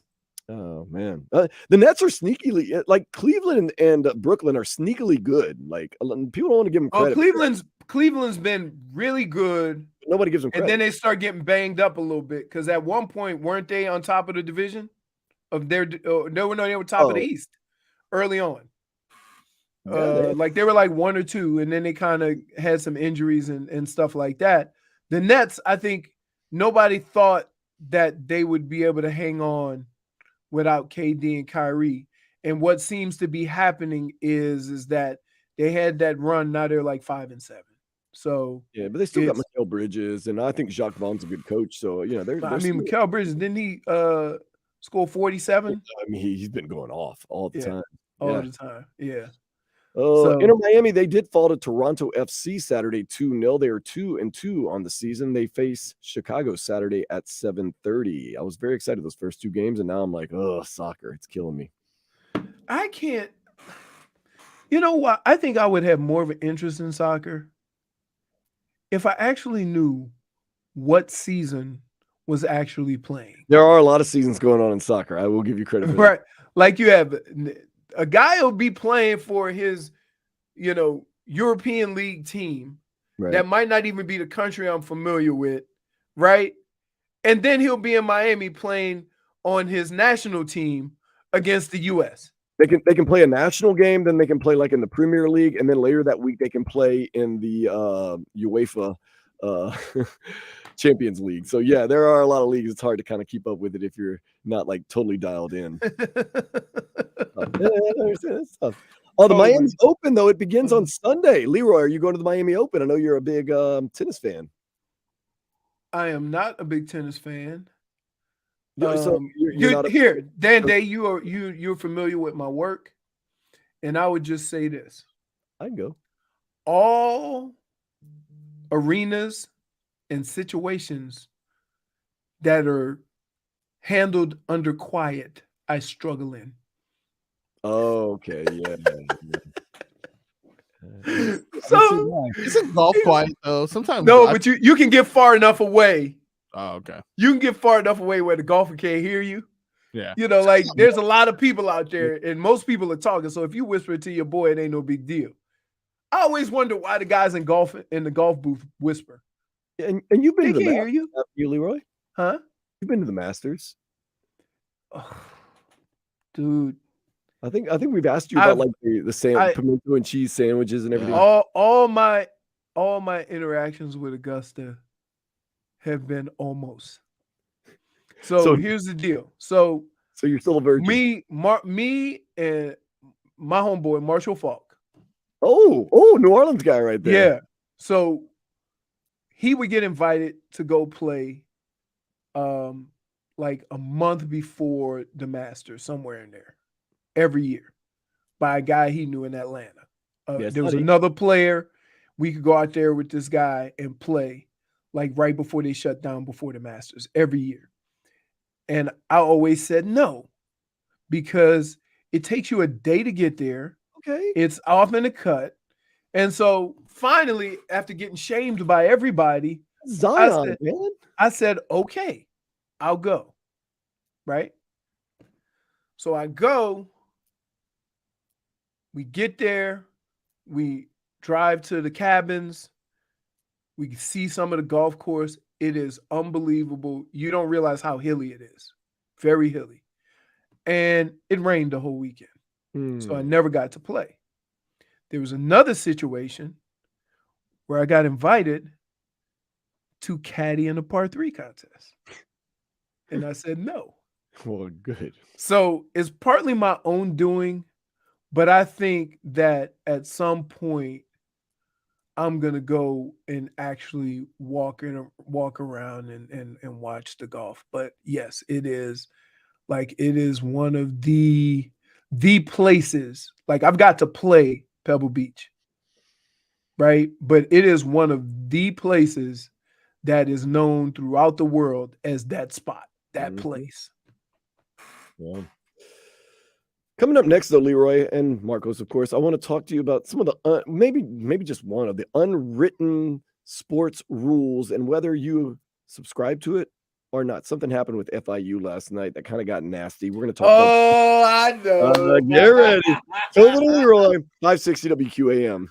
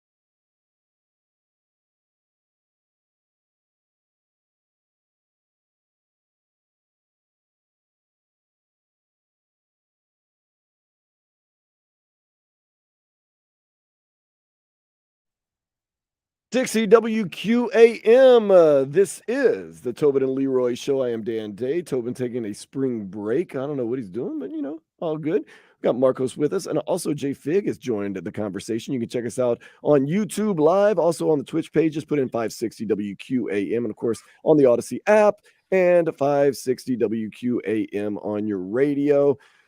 Miami, kind of the center of the basketball world. All we do is win, win, win, no matter what. The Hurricanes took care of business last night.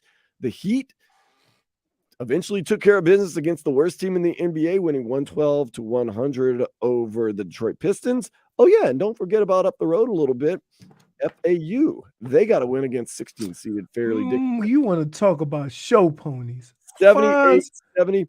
There is some controversy. The last play of the game, FAU decided to do a little something. Roberts for three. No good. And no foul by FDU. Martin's going to come in and miss the jam. And some boos from the fans.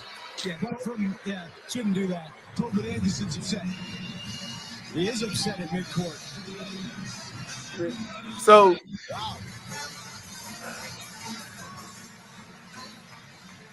Rusty May looks like he's apologizing. He knows that Martin should not have done that.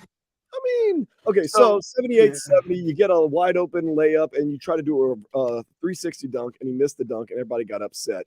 Leroy, what's your take on that? Here's the deal.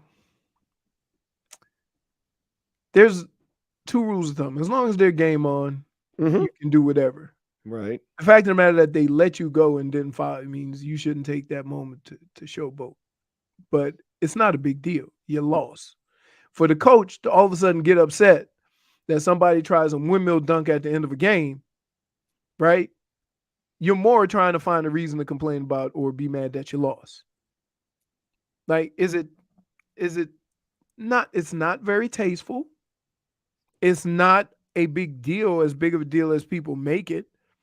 The coach shouldn't have to apologize for it. There's a saying, there's a story that goes up in Michigan, and Ohio State was beating Michigan pretty good back in the day with Bo and Woody, and they went for two at the end of a game. Stop them. And they asked Woody, well, the game was already out of reach. Why did you go for two? You know what he responded? Because I couldn't go for three. Right. But it doesn't change what happened. It doesn't make what happened look any better or any worse. It's just, as the rules of the game go, if we don't foul, you don't go down and try to score. That's a general rule in basketball. That's a general rule in football. If you're on the 1 yard line and the team doesn't use their timeouts, then you just take a knee. There's been situations where the other team has called timeout, so the offense went and scored. Now you lose by 30. So, yeah, it's not very tasteful, but should everybody get worked up when you've had, 40 minutes of basketball or 39 and a half minutes of basketball, and now you're getting upset? No, it looks like you're being a little baby. Yeah. But should he have done it? No. Yeah, but at the same time, don't let me do it. That's the old thing. You watch the U documentary 30 for 30, don't let us get up by 70 points and we won't show you up. You're like, go out there. Dan, the worst. Let me tell you, when you playing on a team that's getting your butt whooped, yep. I'm talking about either college. It didn't happen that much in college, but in the NFL, and they put the second unit in, that's the worst. Because them dudes want to score and they want to ball too. They ain't going in there just take the L. They trying to get, they trying to score. So you got running backs who are fresh running harder. You got receivers running the hell out of routes. You getting third down, you put your backup quarterback, he want to show he can make all the throws. It's almost worse when they put, even in basketball. You ever notice you could be down 20, both teams change, take their starters out, and them guys be out there balling. Shooting. Right. So it is a little different though, because it's the NCAA tournament. Like Michigan and Ohio State doing that, I have no problem with the guy going for 2 and doing all that, because you know what? We'll get you. As you walk off the field, you tell them, "Oh, we remember that. We're going to get you." This, I mean, when is FAU and Fairleigh Dickinson going to face off again? So it's not like, you know, you want to take a cheap shot, we'll get you later. But that's not even a cheap shot. Yeah, it's a guy doing his own thing. Like Zion did it earlier this year for the Pelicans when he played against the Phoenix Suns. It was the last second he did a 360 dunk, and they got all worked up about it. It's But like, why? I don't understand why. That's what I'm trying. I get the rule. I understand it. Right. And I understand if the defense lets down his guard, you don't go down to score. But why is it so important? Or why is it such a big deal? Because I look at it as we were going to lose anyway. Why do I care? Score 100. The game's over. I'm already looking to the locker room getting out of there anyway. Right. So I'll tell you the biggest problem with it, though. Oh, boy. The fact that he missed the dunk. Yeah, the fact that That's he missed. my thing. If you're going to do it, make the dunk. And then so now they're getting on him for trying to dunk. Yeah, he didn't make it. Yeah, that does look kind of bush league right there when you try to showboat and you miss it. Miss like, the dunk. Like, that's embarrassment enough. Fig, would that get you mad? A 360 dunk when you're up by 8 last second of the game, you're kind of just conceding. No, I'm already checked out. Game over. No, Fig gets upset about things sometimes. She gets upset. She can be salty. She's very angry. Really? You get salty about women mistreating me all the time. I figure, I appreciate it. She comes to his defense. Thank you. I do come to your defense at all. You always do. That is one thing. But I didn't think it was bad taste last night. Yeah, it sucked that he missed it. I don't think the coach should have had to apologize. FAU has no apologies to make for that. Right. Then you look look at another situation. Done, scored 10 more points and not have to worry about that. Right. You know what else is funny is that you have these teams that never get an opportunity to be in this situation. And guys get in the game and they want to do something. I'm not mad at those kids. You might not play. If all the other games are close, you ain't going to even play. Yeah. And college basketball is weird like that. They'll be up at like 30 and they won't put the subs in until the last like 45 seconds. And then the subs go in there. You can't be mad at a career bencher who's a walk-on trying to shoot a 3 and make a memory for himself. Right. And I mean, you know what this is? This sounds like Rudy all over again. Did they get mad at Rudy for getting the sack? No, I mean, the Fairleigh Dickinson coach is kind of like that, though, man. Remember, he's guaranteeing a win in the first round against Purdue. He seems like he's kind of just. And then now you got to eat it. And so instead of just eating it, he want to blame a guy who tried to do a windmill dunk. Yeah. That's crazy. Score more points than us. That's number one. I mean, and there are coaches that, he would get mad, and there's coaches that would say something like, hey, what does it matter? The game's over. What does it matter? Yeah. Like, take your L, go to your locker room, tell you guys what a great job you did against Purdue. You go down in history as one of 2 teams to upset a number 1 seed, a 16 seed, right? You actually won 2 NCAA tournament games because you had to play in the play-in, right? And you just go on. Be proud of your guys. Ain't nobody getting upset because in the end, you know what you're going to say? FAU beat Fairleigh Dickinson. He ain't going to say, remember that windmill dunk at the end of the game? Oh, that was tasteless. No, nobody cares. When those guys come back, when those kids come back down here, right? You think they're going to have less fans because that guy dunked at the end of the game or tried to dunk? No, it's going to be a madhouse. Yeah, I mean, my thing would be is if I were him and I didn't like that 360 dunk, just don't go shake hands. Just walk off the court. And if they reach out to you and say, why didn't you go? Just say, look, we had lost. I was upset. I'm out of here. Like, that's it. But it looks like this guy is kind of caping up, trying to get a bigger and better job because they have him on TV and they have him making all types of quotes post-game and stuff like that. Seems like he's kind of a loudmouth. So maybe he's, like we said, maybe not so much worried about the team, maybe more worried about himself in this situation. Yeah, I don't like it. It happens in a lot of sports. It's like when a guy's throwing a no-hitter and he's dominating you, you shouldn't lay down a bunt. Why? Yeah. I don't want that no-hitter on me.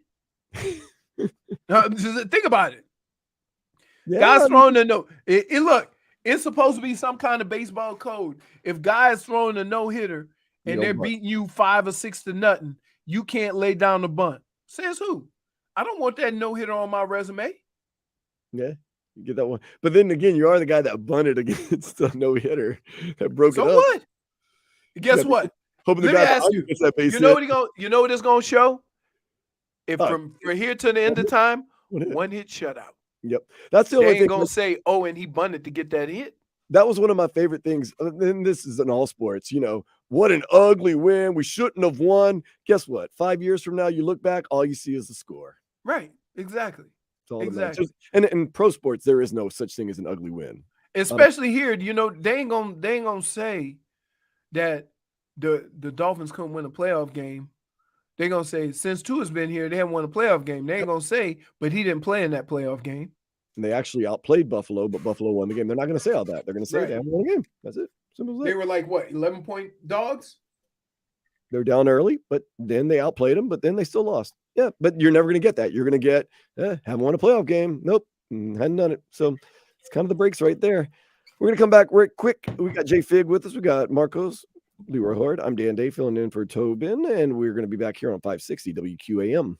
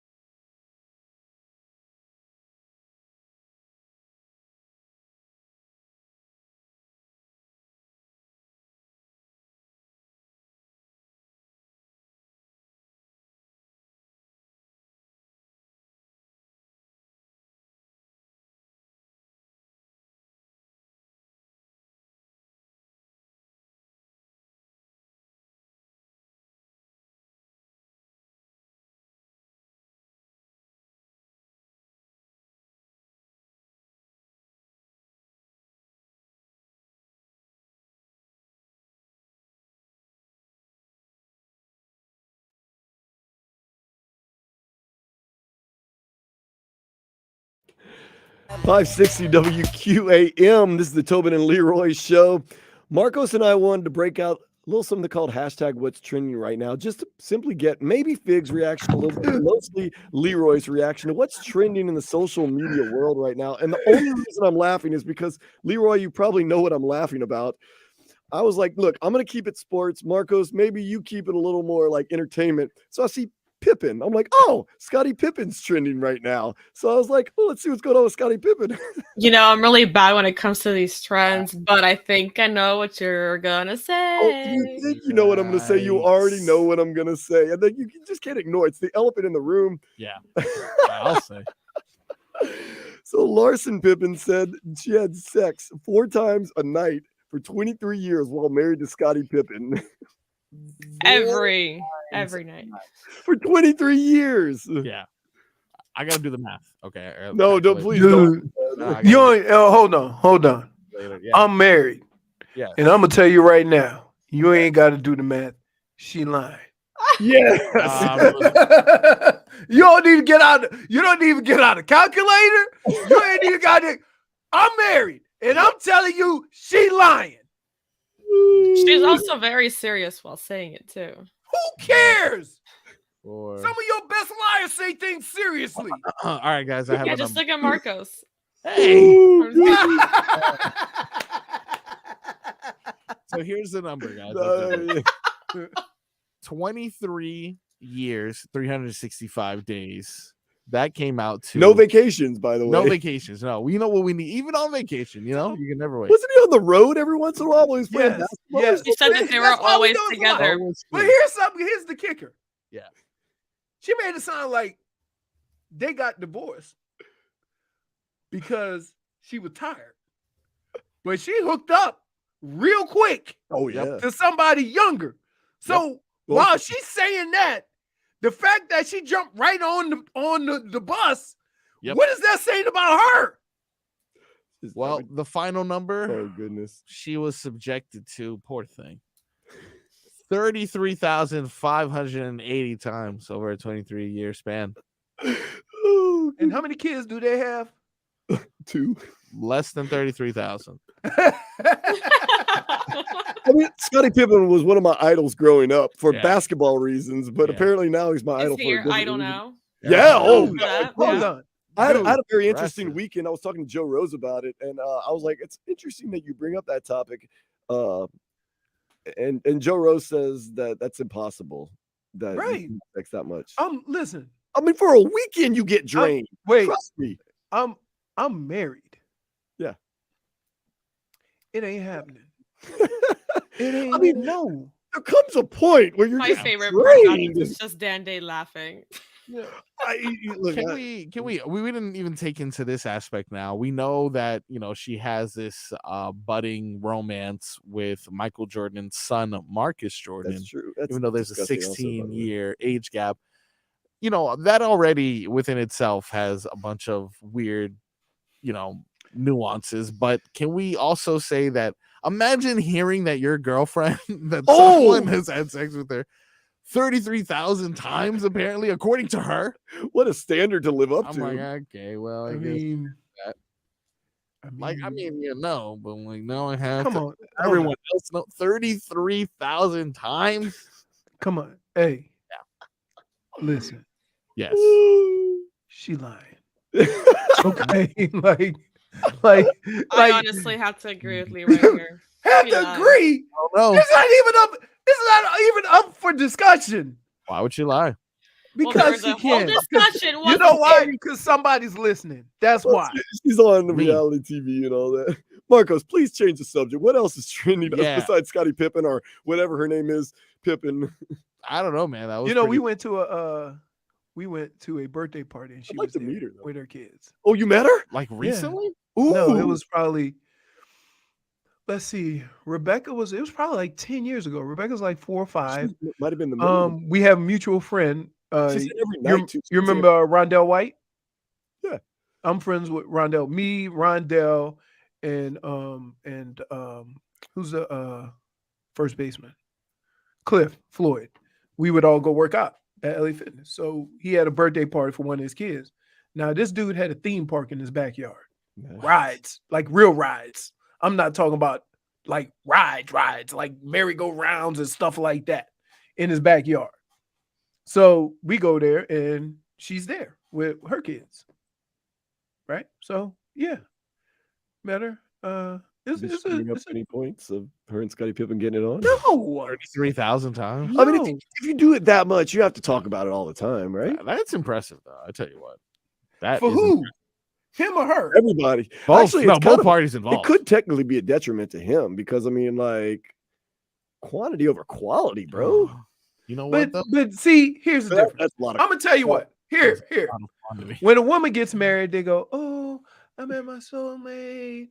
I could be with him forever. He's gonna take care of me, or we're gonna build this together, and it's gonna be When a dude gets married, he's like, I can have sex with that same woman, for the rest of my life. Yep. And it don't matter how you get there, but that's just different thought processes going into the same event, right? Like you have, I can be with this same woman forever, right? That's where a guy, when he takes that step, that means he's ready. But it's different for a woman, right? Yeah. I never met a guy that say, "Ooh, I want to marry her. She can bear my children." Nobody ain't thinking like that. That's not real. Stop it. Everybody say that cute stuff when you're into me. Oh, I wanted to have a family with her. I want her to be the mother of my kid. Everybody's like, oh man, you know. No, I'm keeping it real. I'm keeping it real. Because that's for a guy, begrudgingly going into relationships. But for a guy, that is the big step, right? To say that you can be with this same woman for the rest of your life. It's different how a woman gets there. That's okay. We're missing on a Fig. How what is your attitude as you go into relationships? Do you kind of say like, oh, he's gonna provide for me, or you're just like, I'm gonna be with this one guy? No women don't want no man to provide for them now. No, they want to do their own thing. No woman ever is like, ooh, you're really like hardworking and successful, and you're to provide. Of course, I'm not that any of those things, but nonetheless, I don't need anyone to provide for me. Exactly. That's what I'm You saying. like horror movies. You don't like romance and going out to eat at nice restaurants. You just want somebody to be there and watch Sheets Creek with you. Is that right? No. Okay. I was wrong. No, but you know what? For radio purposes, I feel like Sheets Creek is probably the best way to. People start sweating. Marcos, real quick, what else is trending? We got to stop talking about Scottie Pippen. Yeah, because it is making me feel sad about myself. That's like the big lie. All right, so Trent Sherfield, one of the wide receivers that was linked with Mike McDaniel and his San Francisco ties. We have trending news that unfortunately has signed with the Buffalo Bills. Now, I know this isn't the big splash of like OBJ necessarily, but that kind of leaves a good idea of who we're going to use. We just got River Craycraft re-signed. Cedric Wilson is still on the team, and now Braxton Berrios. It was only a matter of time that one of those wide receivers would be out the door, and unfortunately, that is the first guy. But guess what? Yeah, he's okay. Yeah, he'll be fine. And the Dolphins will be okay. Mm-hmm. Like there's certain guys that go to another team, you're like, okay, good for you. Okay. Well, look, Trent Sherfield, not necessarily a difference maker. I did see someone else, Gerald Green, that was trending, and I realized now that he was trending because they were asking who is a player on NBA 2K that was underrated and allowed you to do amazing things with. And it had me thinking of the most unstoppable video game characters. The most unstoppable video game characters of all time. I'm going to go around the room. I'm going to start with Bo Jackson on his Bo football game. Literally, you can go all the way to one side of the field, go all the way back to the other side of the field, and go back to the touchdown again and be untouched. Do you have any football or any sports related or any game in general characters that just seemed unbeatable? Yeah, I used Barry Sanders in Tecmo Super Bowl, and he was Barry Sanders, he was untouchable. He was moving around like a little gnat on the little screen because nobody could touch him. Another one was like Jerry Rice. You could just throw the ball up and he would catch it. I say Scorpion in Mortal Kombat. That's another one. Leroy, you've seen The Wrestler, haven't you? The movie. The Yeah. Wrestler. Have you That ever dude- had that moment where you saw? It's a great movie, by the way. Yeah. You've seen it, haven't you? I made you watch it one time. Didn't Didn't it win an Academy Award? Yeah. Oh, yeah. Yeah. But did you ever have that moment where you were able to play as yourself in a video game?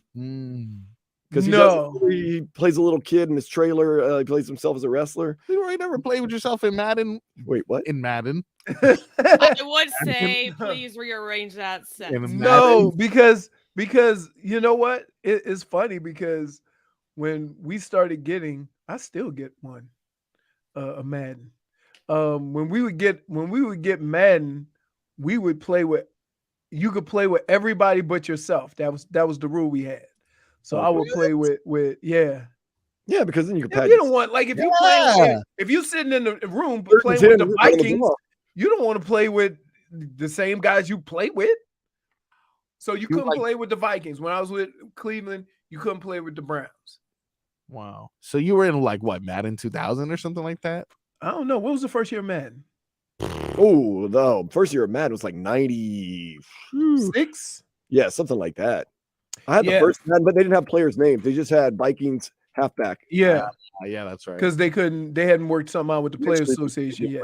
Yeah, but you knew who you were. Yeah. So I ran with you, bro. So when crazy. I'm trying to think. Leroy, it was even more. Listen, you want to know the biggest boost I got on Madden?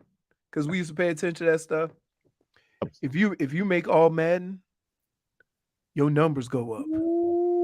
So I made it all Madden like twice when I was looking in at your Minnesota. speed rating right here, though, Leroy. Oh, we did this with Crowder. Terrible. Crowder tried to like say, "Oh, my numbers is better than him in Madden." I'm like, dude, no, not even close. I don't know, man. It says that your speed was a 62. What's up? That's with that? a lie. I think you were That's at least a lie. 69, man. I would say I was like 85 in speed. It just says if Robert Smith would have been running the ball.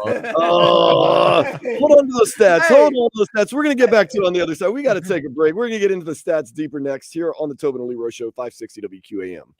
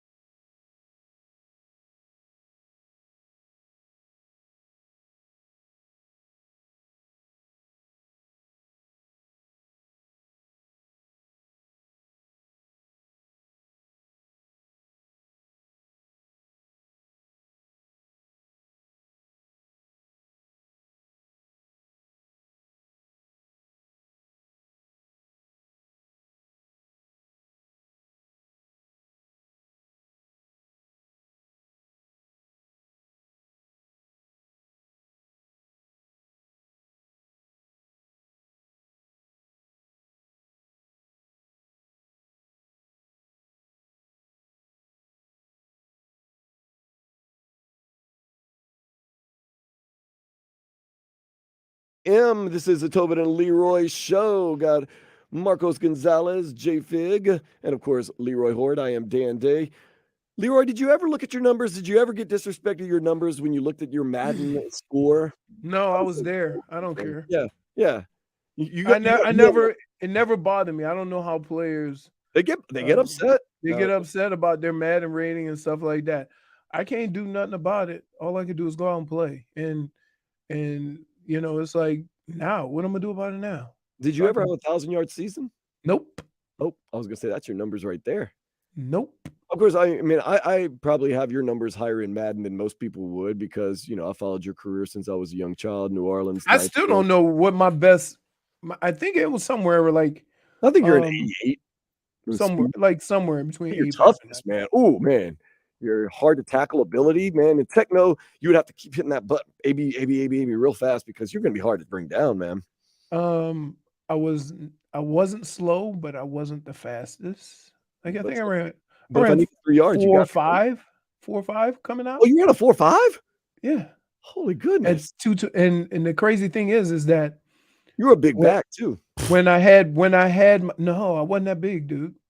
Your shoulder pads are huge. 215, 220. Why did you have such large shoulder pads? Everybody had them. I wasn't the only one. Go look at 90s football. Go look at 90s football. That's true. And look at the bruises. Go look at Christian Okoye. Oh yeah. Look how big his shoulder pads were. City, great. Well, you were a halfback though, right? Yeah. Still. I mean, they don't have a lot of I got the small pads when I got to Minnesota. Christ. Yeah, you were a lot trimmer. It seemed like in Minnesota. Yeah, no, I wasn't trimmer. I just had smaller equipment because it was more important that I was able to move. When I was younger, I could move regardless of what I had on my body. Yeah, I think Okoye has bigger shoulder pads. Those are some shoulder pads right there. Yeah, but that's only. But think about it. Anniversary patch on there. That's only like 215, 220. Christian Okoye was 240, 250. Yeah, 254. Christian Okoye was right. Big man. So I can take him. Dude, let me tell you. Yeah. That dude had muscles on his teeth. That's how strong he was. I'm not gonna lie. You underestimate how muscular NFL players are. I walked like Drew Brees one time. I was going to a Pelicans game in the suite, and he walked by me. He was 6 feet tall, barely taller than I am, but he was just muscle on top of muscle. And you don't consider Drew Brees a muscular guy. Goodness, those guys are. You could probably say, Leroy, we were talking to some of the former Canes guys, and they were playing in the NFL. They're like, man, sometimes you just had to eat to keep on, the body armor. Like you had to eat, like you couldn't eat too healthy. Right. He was saying you had to go to like McDonald's. You had to, here's what we would do. We have breakfast, and breakfast you just eat something so you wouldn't get just worn out in morning practice, but you couldn't eat a lot because you had to go run around for a couple of hours. Then we have lunch. Then we have another practice. Then we have dinner. Then we have meetings, and then we had snack.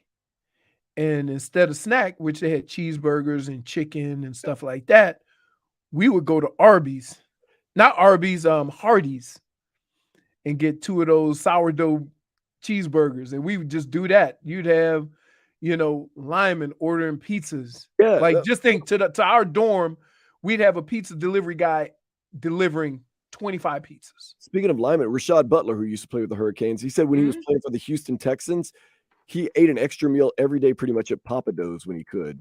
Just deeping down fried seafood and stuff. He's like, during the season, you got to keep the body armor on. But that's the problem. It's also a problem because keep in mind, if the average human caloric intake is 2,000. We're doing 7,500. 750 a day, but go ahead. Yeah, we're doing 7,500 to 10,000 calories. Now, when you get done with football, you know what's hard to do? Go from 7,500 and 10,000 to 2,000. Yeah, interesting story. Alan Faneca, LSU great, NFL great, played with the Pittsburgh Steelers forever. Big lineman. When he got out of the NFL, he started getting healthy, started running marathons, doing all this. He lost so much weight because he just changed his diet. He didn't have to be big anymore. Right. Someone asked him if he had cancer, like to his face. I was like, dude, what are you doing? He's like, no, I'm just healthier now. Like I have to eat right. And Look at exercise. who was in town, the twin, one of the twins that played for the Dolphins. Pouncey. Did you see him? He lost 70 pounds. Yeah. Like all you got to do is stop eating all the crazy stuff and then eat healthier. I mean, we used to eat, dude, I'll give you a perfect example. When I play football, every Monday after a game, me and Eric Metcalf, we would go to dinner. Are We you would go related to Eric Metcalf? Because my roommate, Blake P, always says that he's talked to you and you say you're related to Eric Metcalf. No, I didn't. I am not. think We lived right next to each other. Okay. So we always He also hung thinks out. DK Metcalf is his son. And I Right. said, that's also No, not- that's that not is true. fun. He's not related to me. Theories from this roommate. Yeah. But go ahead, Leroy. I'm sorry. So we I forgot what I was talking about. No, I'm bad Way about to that. go, dude. You and Eric Metcalf used to go eat every day. So we would go eat every Monday after a game at this place called Johnny's, favorite restaurant in Cleveland, right? And I would order the same thing, veal steak. They used to put like this crab and capers on top of it. It was excellent. And then we would get this big plate. It's called shrimp puttanes, and it's like pasta, linguine with cheese and spicy cheese and shrimp in it. And we'd order that, and then we'd split that, and then we eat our food, and then we get dessert. God. So go 15 years later, we meet up in Cleveland. We go to a game. Let's go hit Johnny's. I ordered a veal steak. They still remember veal steak. When I make the reservation, we get a little side of shrimp puttanes. Dude, I almost had to pull over on the side of the road. And I was like, I had to stop. I could count on one hand the amount of times that I just went anywhere. That was one of those times. Oh, yeah. It wasn't quite a gas station, but it was a pool hall bathroom. I remember where I stopped. The only thing that I kept it a little respectable, it was connected to a hotel, so I kind of BS my body into thinking that was okay. Yeah. Right? That is a little bit better. And I thought I was gonna die. It was 12 degrees, and when I walked up out of there, I was sweating profusely. It tore me up, and so I understand, like when you get done with football, you just don't have it like that. No. I'm just glad Fig's not weighing in because I've had a similar story with just drinking too much beer and having to go somewhere random, and Fig's been around and seen all that craziness. She witnessed you having to go in public? Well, she didn't. She wasn't like there, but no, I'm she saying, saw me run off. Poor Dan. Wait, Dude, when was this? Downtown Fort Lauderdale. Oh no. Hey. Did you have to go home, or did you end up like using one of the restaurants? that were No, there? I used the Day. I've told this story before. Oh. Say a wall? I had to go to the bathroom. I had to urine. Hey, Dan, right. I've told this story before. A girl I was dating at the time. Oh, We went down to Fort Lauderdale Beach, and I had an upset stomach. So we got That's some why I Tums, and they would tasted good. So I was eating them all. Oh no! Then Why about would you being. do that? Then we were at the club and everything, having some drinks, whatever. Then all of a sudden, my stomach went boom, boom, boom, boom, boom, boom. I was like, so guess what I did? I said, I'll be back. Yeah. Tell her Guess what I did? You went home. I left her there, drove all the way home. Oh no! I lived in Weston at the time. No. I drove home. I came back like an hour later. She was with some friends. So I came back like an hour later. She looked up. She said, "You went home, didn't you?" I said, "Yeah." I can't do it, man. You can't lie I about that. You gotta be like, oh yeah. I can't do it. No, I mean, look, people know me and my body have an understanding. We don't go in public. If we got to go in public, then the next stop gonna be the emergency room because something is up. Hey. All right, we keep that in mind. Fig, don't tell any stories. Let's get some headlines. The new Palmetto Anyway. Super Center. Why buy your truck at a car store? Palmetto Ford. We know trucks. By the way, can I just say Tobin has communicated with us more off the show than he has. And at 7 in the morning, man. At 7 in the morning, he's got some kind of glow in the dark drink. Yeah. Dang, he's living the life. Glow in the Where dark. is this man? Oh man, he is. Look, he is. Don't say it on there. You don't have to say it on there.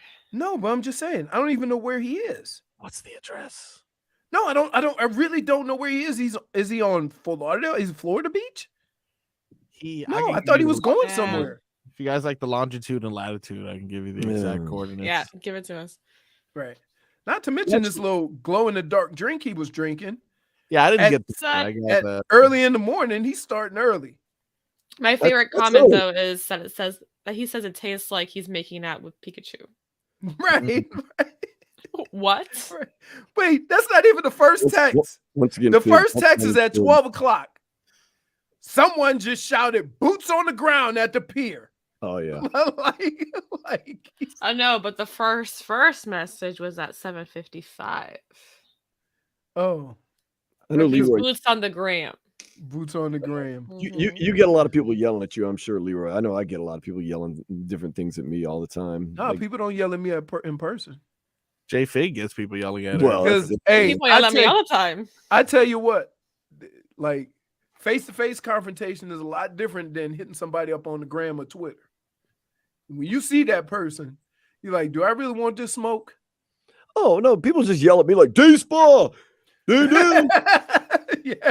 No. Yeah. No, wait. I was in Publix like a couple of months ago, and I'm walking down the aisle, and this is what I heard at a distance. Just yelled in Publix. Yeah. Big spoon! Oh yeah, you're gonna get that a lot. Yeah. I got that the other day. So You know what? At least you weren't being called birderer. Oh yeah, that's what they yell at her. I got this the other day. So this actually made me very happy. I went to eat at Planta on Las Olas. Fig, I'm vegan. You know that now. That's sexy, right? You vegan? Super. Yeah. You need meat, dude. Look at you going to Planta. I was at Planta. So the guy was explaining all the different noodles, and he gives me one of these. There's Dan noodles. He goes, and then you can get the Dan Day noodles, and kind of looked at me like sideways, like, and I was like, oh, goodness. Wait, so hold on. Me. Wait, You what? can't just drop tidbits. You can't just drop tidbits of information about your. So you are a vegan? Yeah, I was vegan. Are you a Crowder vegan? Yes. No. I No, was I don't vegan. think was he? I was vegan for like 3 years before I moved here. Then when I moved to Miami, I was like, no, man, I don't want to limit myself to all the cultural delicacies that, like croquetas and everything else. So I got back into it. But now, like a couple of months ago, I was like, you know what? I'm going to get back into the whole vegan thing because I just enjoy it. So Crowder did it for like 6 months. So he has lose these 5 phases. pounds and then you're One back. time it was me, Tobin. Oh, yeah. This is terrible. We went to Vegas, right? This is And we terrible. went to this place that has meat happy hour. Buy one, Yeah. get one? So Logo? no. It's all the meat is like 50% off. So we got this big like 60-ounce porterhouse. Is that not? And Is that not Mogo? they slice it and whatever, right? To and we're picking at it and we're like, hey man, what are you getting? So he got fish. Right? He says, I'm a pescatarian. No, goodness. Oh, They all Right. So at that moment, he was a pescatarian. But Yeah. here's the kicker. That one piece of fish cost damn near the same amount as the meat. I say, you defeating the purpose of why we come here. Yeah. They try to discourage you by charging so much for the fish. Look, I tell there's you one what, thing. though, I no, can't pass the field, sides, man. they get you with sides. Yeah, but those sides are so good. That what is it? Lobster macaroni? Oh man. Oh, no, there's only one place to get lobster macaroni. Where's that? Only one place, Is Capitol that Grill. Capitol Grill. Capitol Grill? Yeah. I thought you were gonna say not Prime 112. What's the place right by Prime 112? Joe's Crab Shack or Joe's, whatever it is. No, I'm not allowed in those places. my favorite, that's Capitol Grill. I like Capitol Grill for 2 reasons. They Break it usually down. always have sea bass. They have Ooh. that lobster mac and cheese, and then they got that appetizer tower. Oh, Yeah. maybe Yeah, a slice of cheesecake at the end. And then, so we, once a year you go, I say, hey, let's go get something to eat or whatever, I right? saw the after effects of you guys at Capitol Grill. No, we go to Prime 112 and they order cheeseburgers and sliders. What? Who? All him, Tobin, JFig, you did too. I did not. got distracted and I just listened to what Tobin's order was, and that's what I did. Okay. So, like, you can Dan get stormed sliders off. anywhere. Say that again.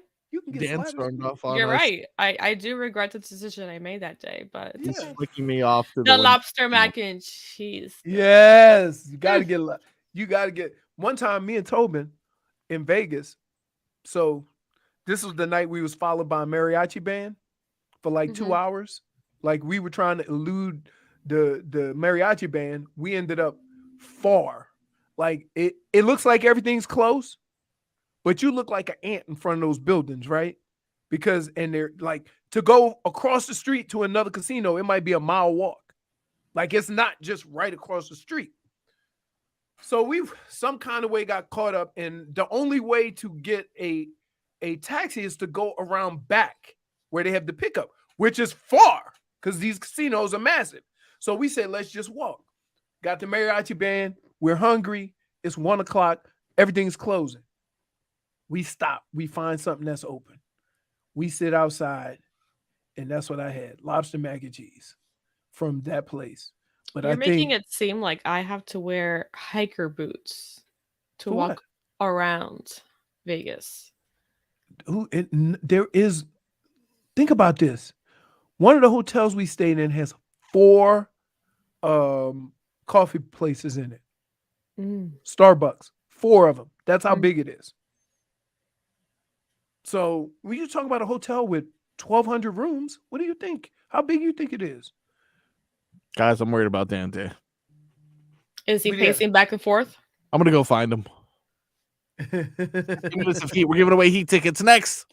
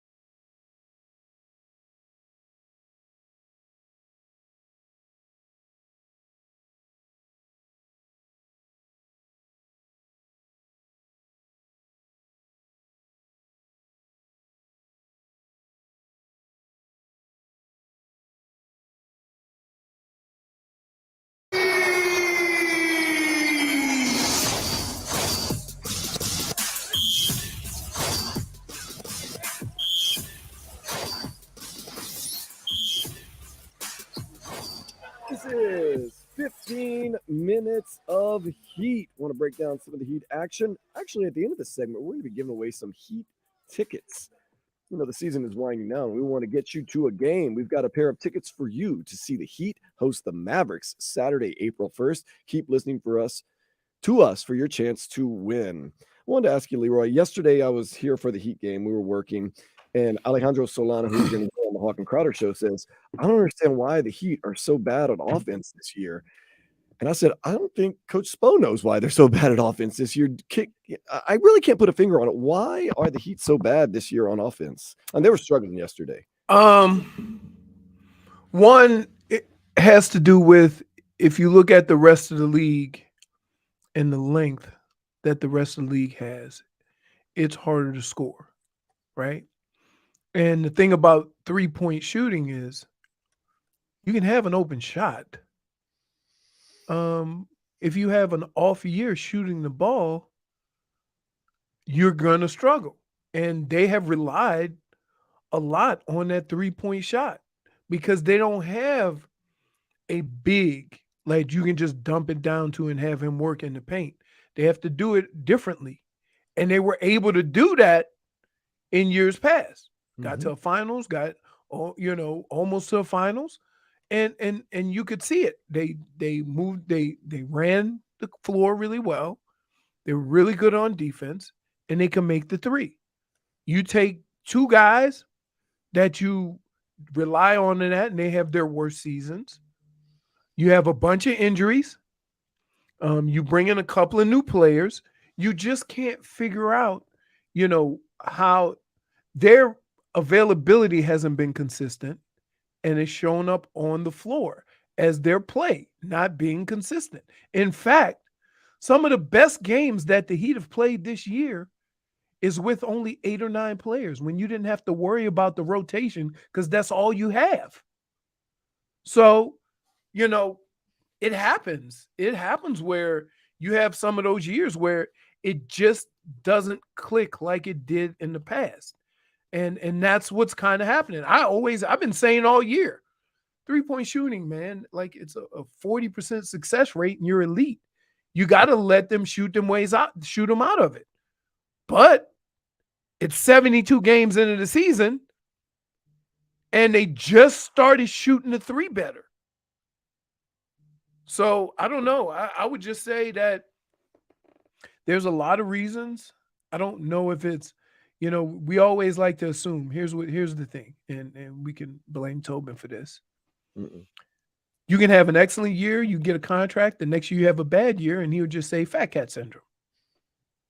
But it's shooting. It's, I compare it to hitting in baseball. Yeah, it's a groove. Like a guy's not gonna be 1 for 3 every night.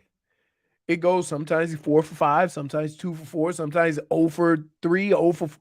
It all tends to average out. So I try to use that same analogy with shooting, and it hasn't turned around. The other thing is that with some of your best defenders being out, you got guys who you weren't never relying on to play defense, and it's not happening. In the last 2 games, let's just go last 2 games with everybody healthy. They've given up 70 and 65 points in the first half. It don't matter who you're playing. 70 and 65. Don't worry about the scoring. Tobin sits in here every day and says, the defense is real good. The defense is good. You can't give up 70 and 65 points in a half and expect to be any good in the NBA. You can't. But it's happening. So can I put my finger on one thing? No, Jimmy's having damn near a career year. Tyler Johnson's a little bit off. Tyler Hero is a little bit off, but keep in mind, he's also in a new role. Right? Now, isn't it ironic that this is all turned around a bit when you got Kyle Lowry coming off the bench or playing in the role that Tyler Hero played last year? So it's kind of getting a little more consistent. You got point guard play throughout the whole lineup. So we'll see, but I can't put my finger on why It is. It's just one of those things, man. When when you don't shoot it as well as you did, and here's a team that relies on outside shooting a lot, and the three, they rely on the three ball. And now you think of it this, guys like Duncan Robinson and Max Strus could always play because you had other guys playing, and their threes were more valuable than their lack of defense. Now they're not making threes. Now you got to make decisions because you're not stopping anybody and you're not making threes. Yeah. Right. So with the offensive issues that we've had this year, and there's been a couple calls here and there, like when Kevin Love didn't call timeout and got a 5-second call. What game was that? That was a couple of weeks ago. And just with, Duncan Robinson not playing, I've heard whispers, just small whispers, and I know Marcos and Fig can probably attest to this. Are people starting to question Spo a little bit more? Because, forever he was infallible. Now it seems like people are kind of whispering a little bit about, maybe Spo, this relationship is a little weird. No, because all a coach can do is design a play to get an open shot. It's the athlete that got to make the shot. And it's not it's not for lack of opportunities to get the shots. Well, Duncan Robinson never gets in.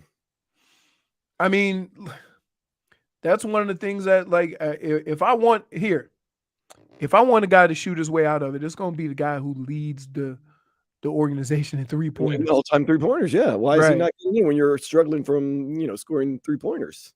But you have to think of it this way. Look at it from a Spo standpoint. Okay. What is the staple of your organization and your team? Defense. Defense. So if you ain't making those threes and you can't play defense, now what? I'm going to let you shoot your way out of it while giving up 70 and 65 points without Duncan Robinson? What is that going to look like? He gets 2 fouls quicker than any human being I've ever seen. I would not be able to keep up with somebody to foul him that fast.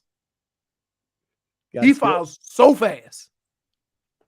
So Marcos and JFig, is there any whispers about Spo? Maybe kind of people starting to question him, or are people still just like, Spo is our guy, he's the greatest, he's the best coach in the NBA? JFig knows, she has her ears to the streets. What are they saying on the streets, JFig? Is there a lot of They're not talking all that nonsense. I've heard from a couple people. She's got her ears to the streets, dude. I got my ears in the streets. Can I ask you a question? Mm-hmm. When you heard these things from a couple of people, they were drunk. Was there alcohol involved? Of course. I knew what you were going to ask. When 3 drunk people are together, y'all make the most sense to only the 3 of you. Everybody that walked by the 3 drunk people sound like gibberish, but y'all make sense. Y'all like, yeah, I feel you. I feel you. I was at Bob's Your Uncle on the Rocks talking to some people, and they were whispering a little bit. That's why he's lying. It was actually that night that he was in Las Olas or whatever. Oh yeah, I was sober that night. Oddly enough, I was at Cheesecake Factory in Planta. Lies. 2 restaurants? Yeah. Oh man, when I go out to like, I just keep going. I just keep going. Leroy, you go out to multiple restaurants, don't you? No, Leroy. A day? Yeah, no, not a night. Day, like in one sitting. Day, where am I from?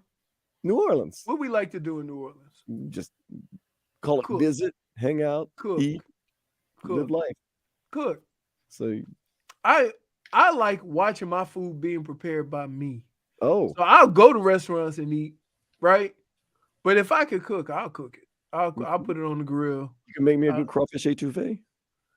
Yeah, but it's hard. Like if I get a fresh, like you can order the crawfish and they come live on some dry ice, and then you purge them. I make crawfish etouffee that way. Salt on them, you got.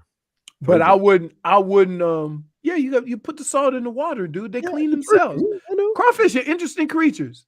You ain't gotta wash them off. They come all muddy, and you just throw them in some water with salt, and they will clean themselves off without realizing that they're preparing themselves for the big boil.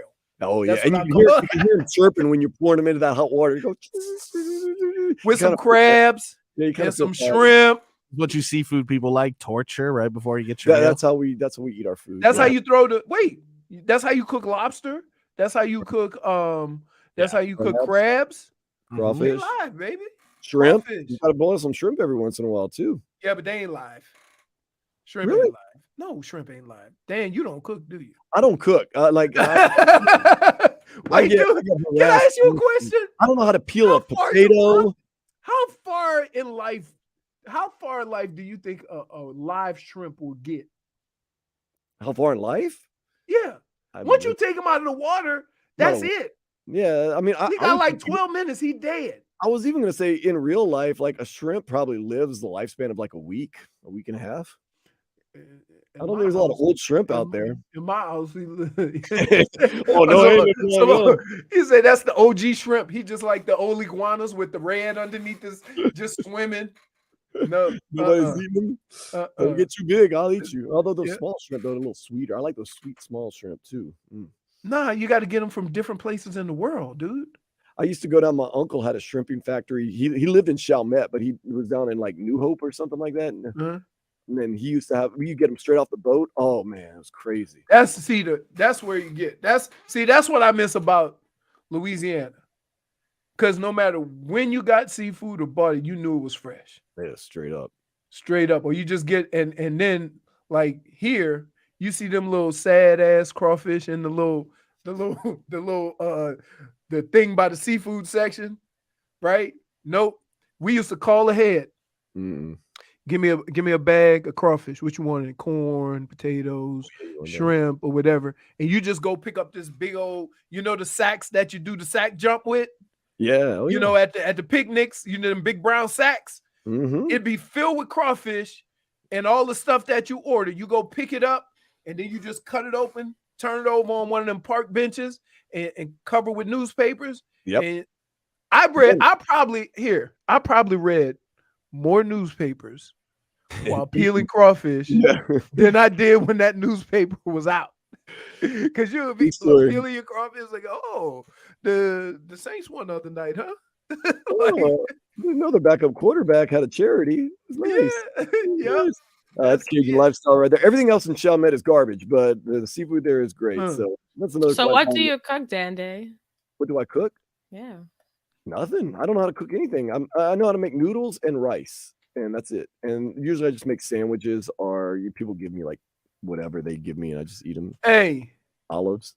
You are an anomaly in Louisiana, dude. It's olives. Look at him. So you didn't eat. I mean, sometimes people just give you olives. Yeah, I know.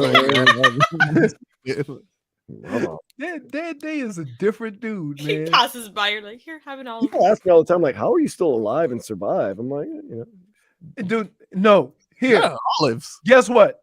In New Orleans, he's an amateur. You got people living a lot harder than him that live forever. Yeah. I'm not kidding you. Them people crazy.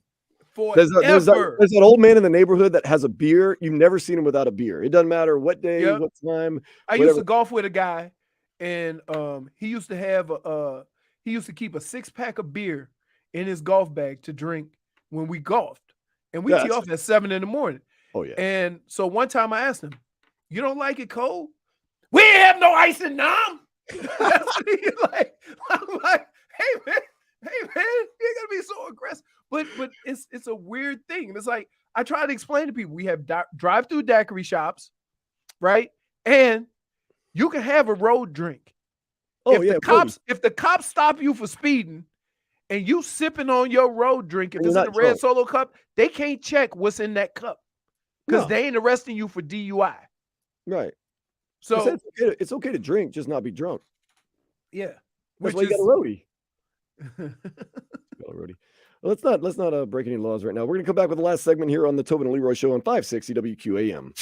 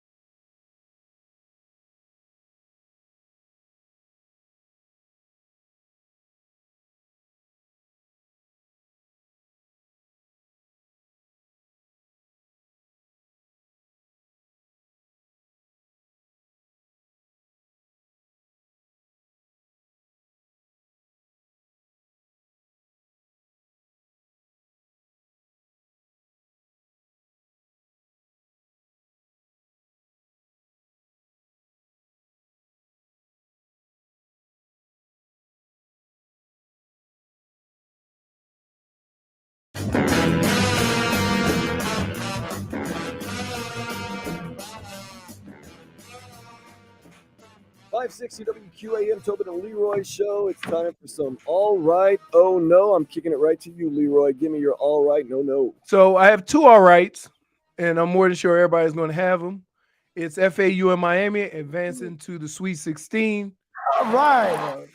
We knew Miami was pretty good, but I don't think anybody realized how good FAU was. Dream season. They're truly incredible. My oh no goes to the FDU coach because you took a moment that had nothing to do with nothing and made it about that instead of the incredible job that your kids did, an incredible game that you were a part of. And what happened had no bearing on what was going to happen to the game. The coach already came over and apologized, and he said he'd get to him. So you didn't need to carry on like that. It's a bad look for a guy who should have nothing but pride of what his team has done. One of two teams. And so you didn't win the national championship. Okay?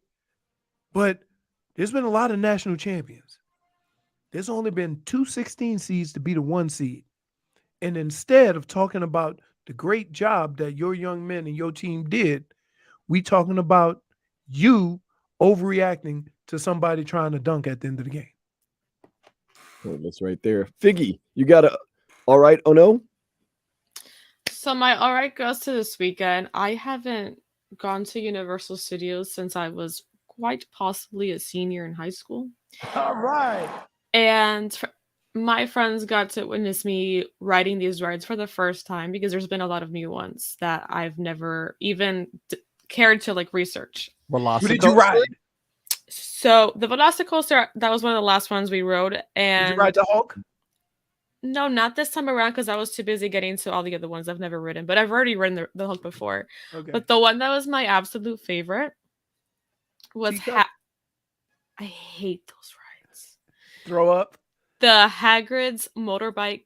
Oh, adventure. I love that one. Yeah, where you're on a motorcycle. Yeah, that one's amazing. Is it like one of those things you go to the screen? No.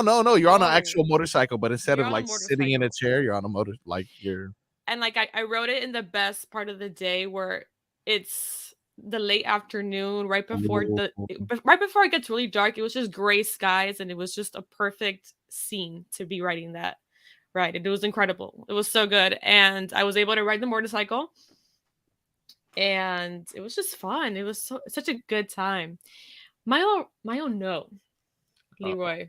Whoa! I pulled a U. No, wait a minute. What are we doing? I pulled a U. So right before we got into the park, we went to Dunkin' Donuts. We got off. Voodoo Donuts in Orlando. Absolutely, but I wanted a coffee, and I love Dunkin' Donuts coffee. Okay, fine. I'll give you that. So we get off, then we get our stuff. My hands were full. So as we're going back to the car, that was not my car. By the way, I was driving on my cousin's car. Anna. So Anna's car, yes. I love you, Anna, if you're listening. So Lupe was next to me. I love you, Lupe, too. And I tell her, oh, can you please open the driver's side door for me? Because I couldn't. So we opened the door. And then Anna's looking at us from a different car. Ooh. And So she's wait, like, the what car are you was doing? open, though. The car door opened. Oh. And then we're like, why are you over there? And she's like, no, why are you over there opening somebody else's car? And then me and Lupe look at each other and we close the door quickly and we run so fast to the other car. And it was bad. It was so bad. Mistake. Y'all made fun of me. Honest mistake. They were both gray. They were both the exact same car. It was terrible. Mm-hmm. I got out of that driveway so fast. That right there is a classic JFig. Oh no. And that's how we're going to end the show right today. We're going to be back tomorrow at 10 o'clock, 10 to 2 right here. For Marcos? the Tobin and Leroy. Marcos and I will talk about it off the air. We'll have the post program. You want to say real quick, Marcos? Go. My all right is you guys. My oh no is the time that we're out of. And that's tomorrow, 10 to 2. For someone that's been texting and sending messages all day, Fig, saying you guys need to take a break. We got to go. We did it. We love you. Hawking Crowder is next. We'll be back tomorrow, all four of us, maybe even some other guests, right here on 560 WQAM. I tried to concuss myself. Maybe this will make some sense. The old hate running it back. A little bit nipply this morning. Nipply. Did you just motorboat me? I'll see y'all when I see y'all.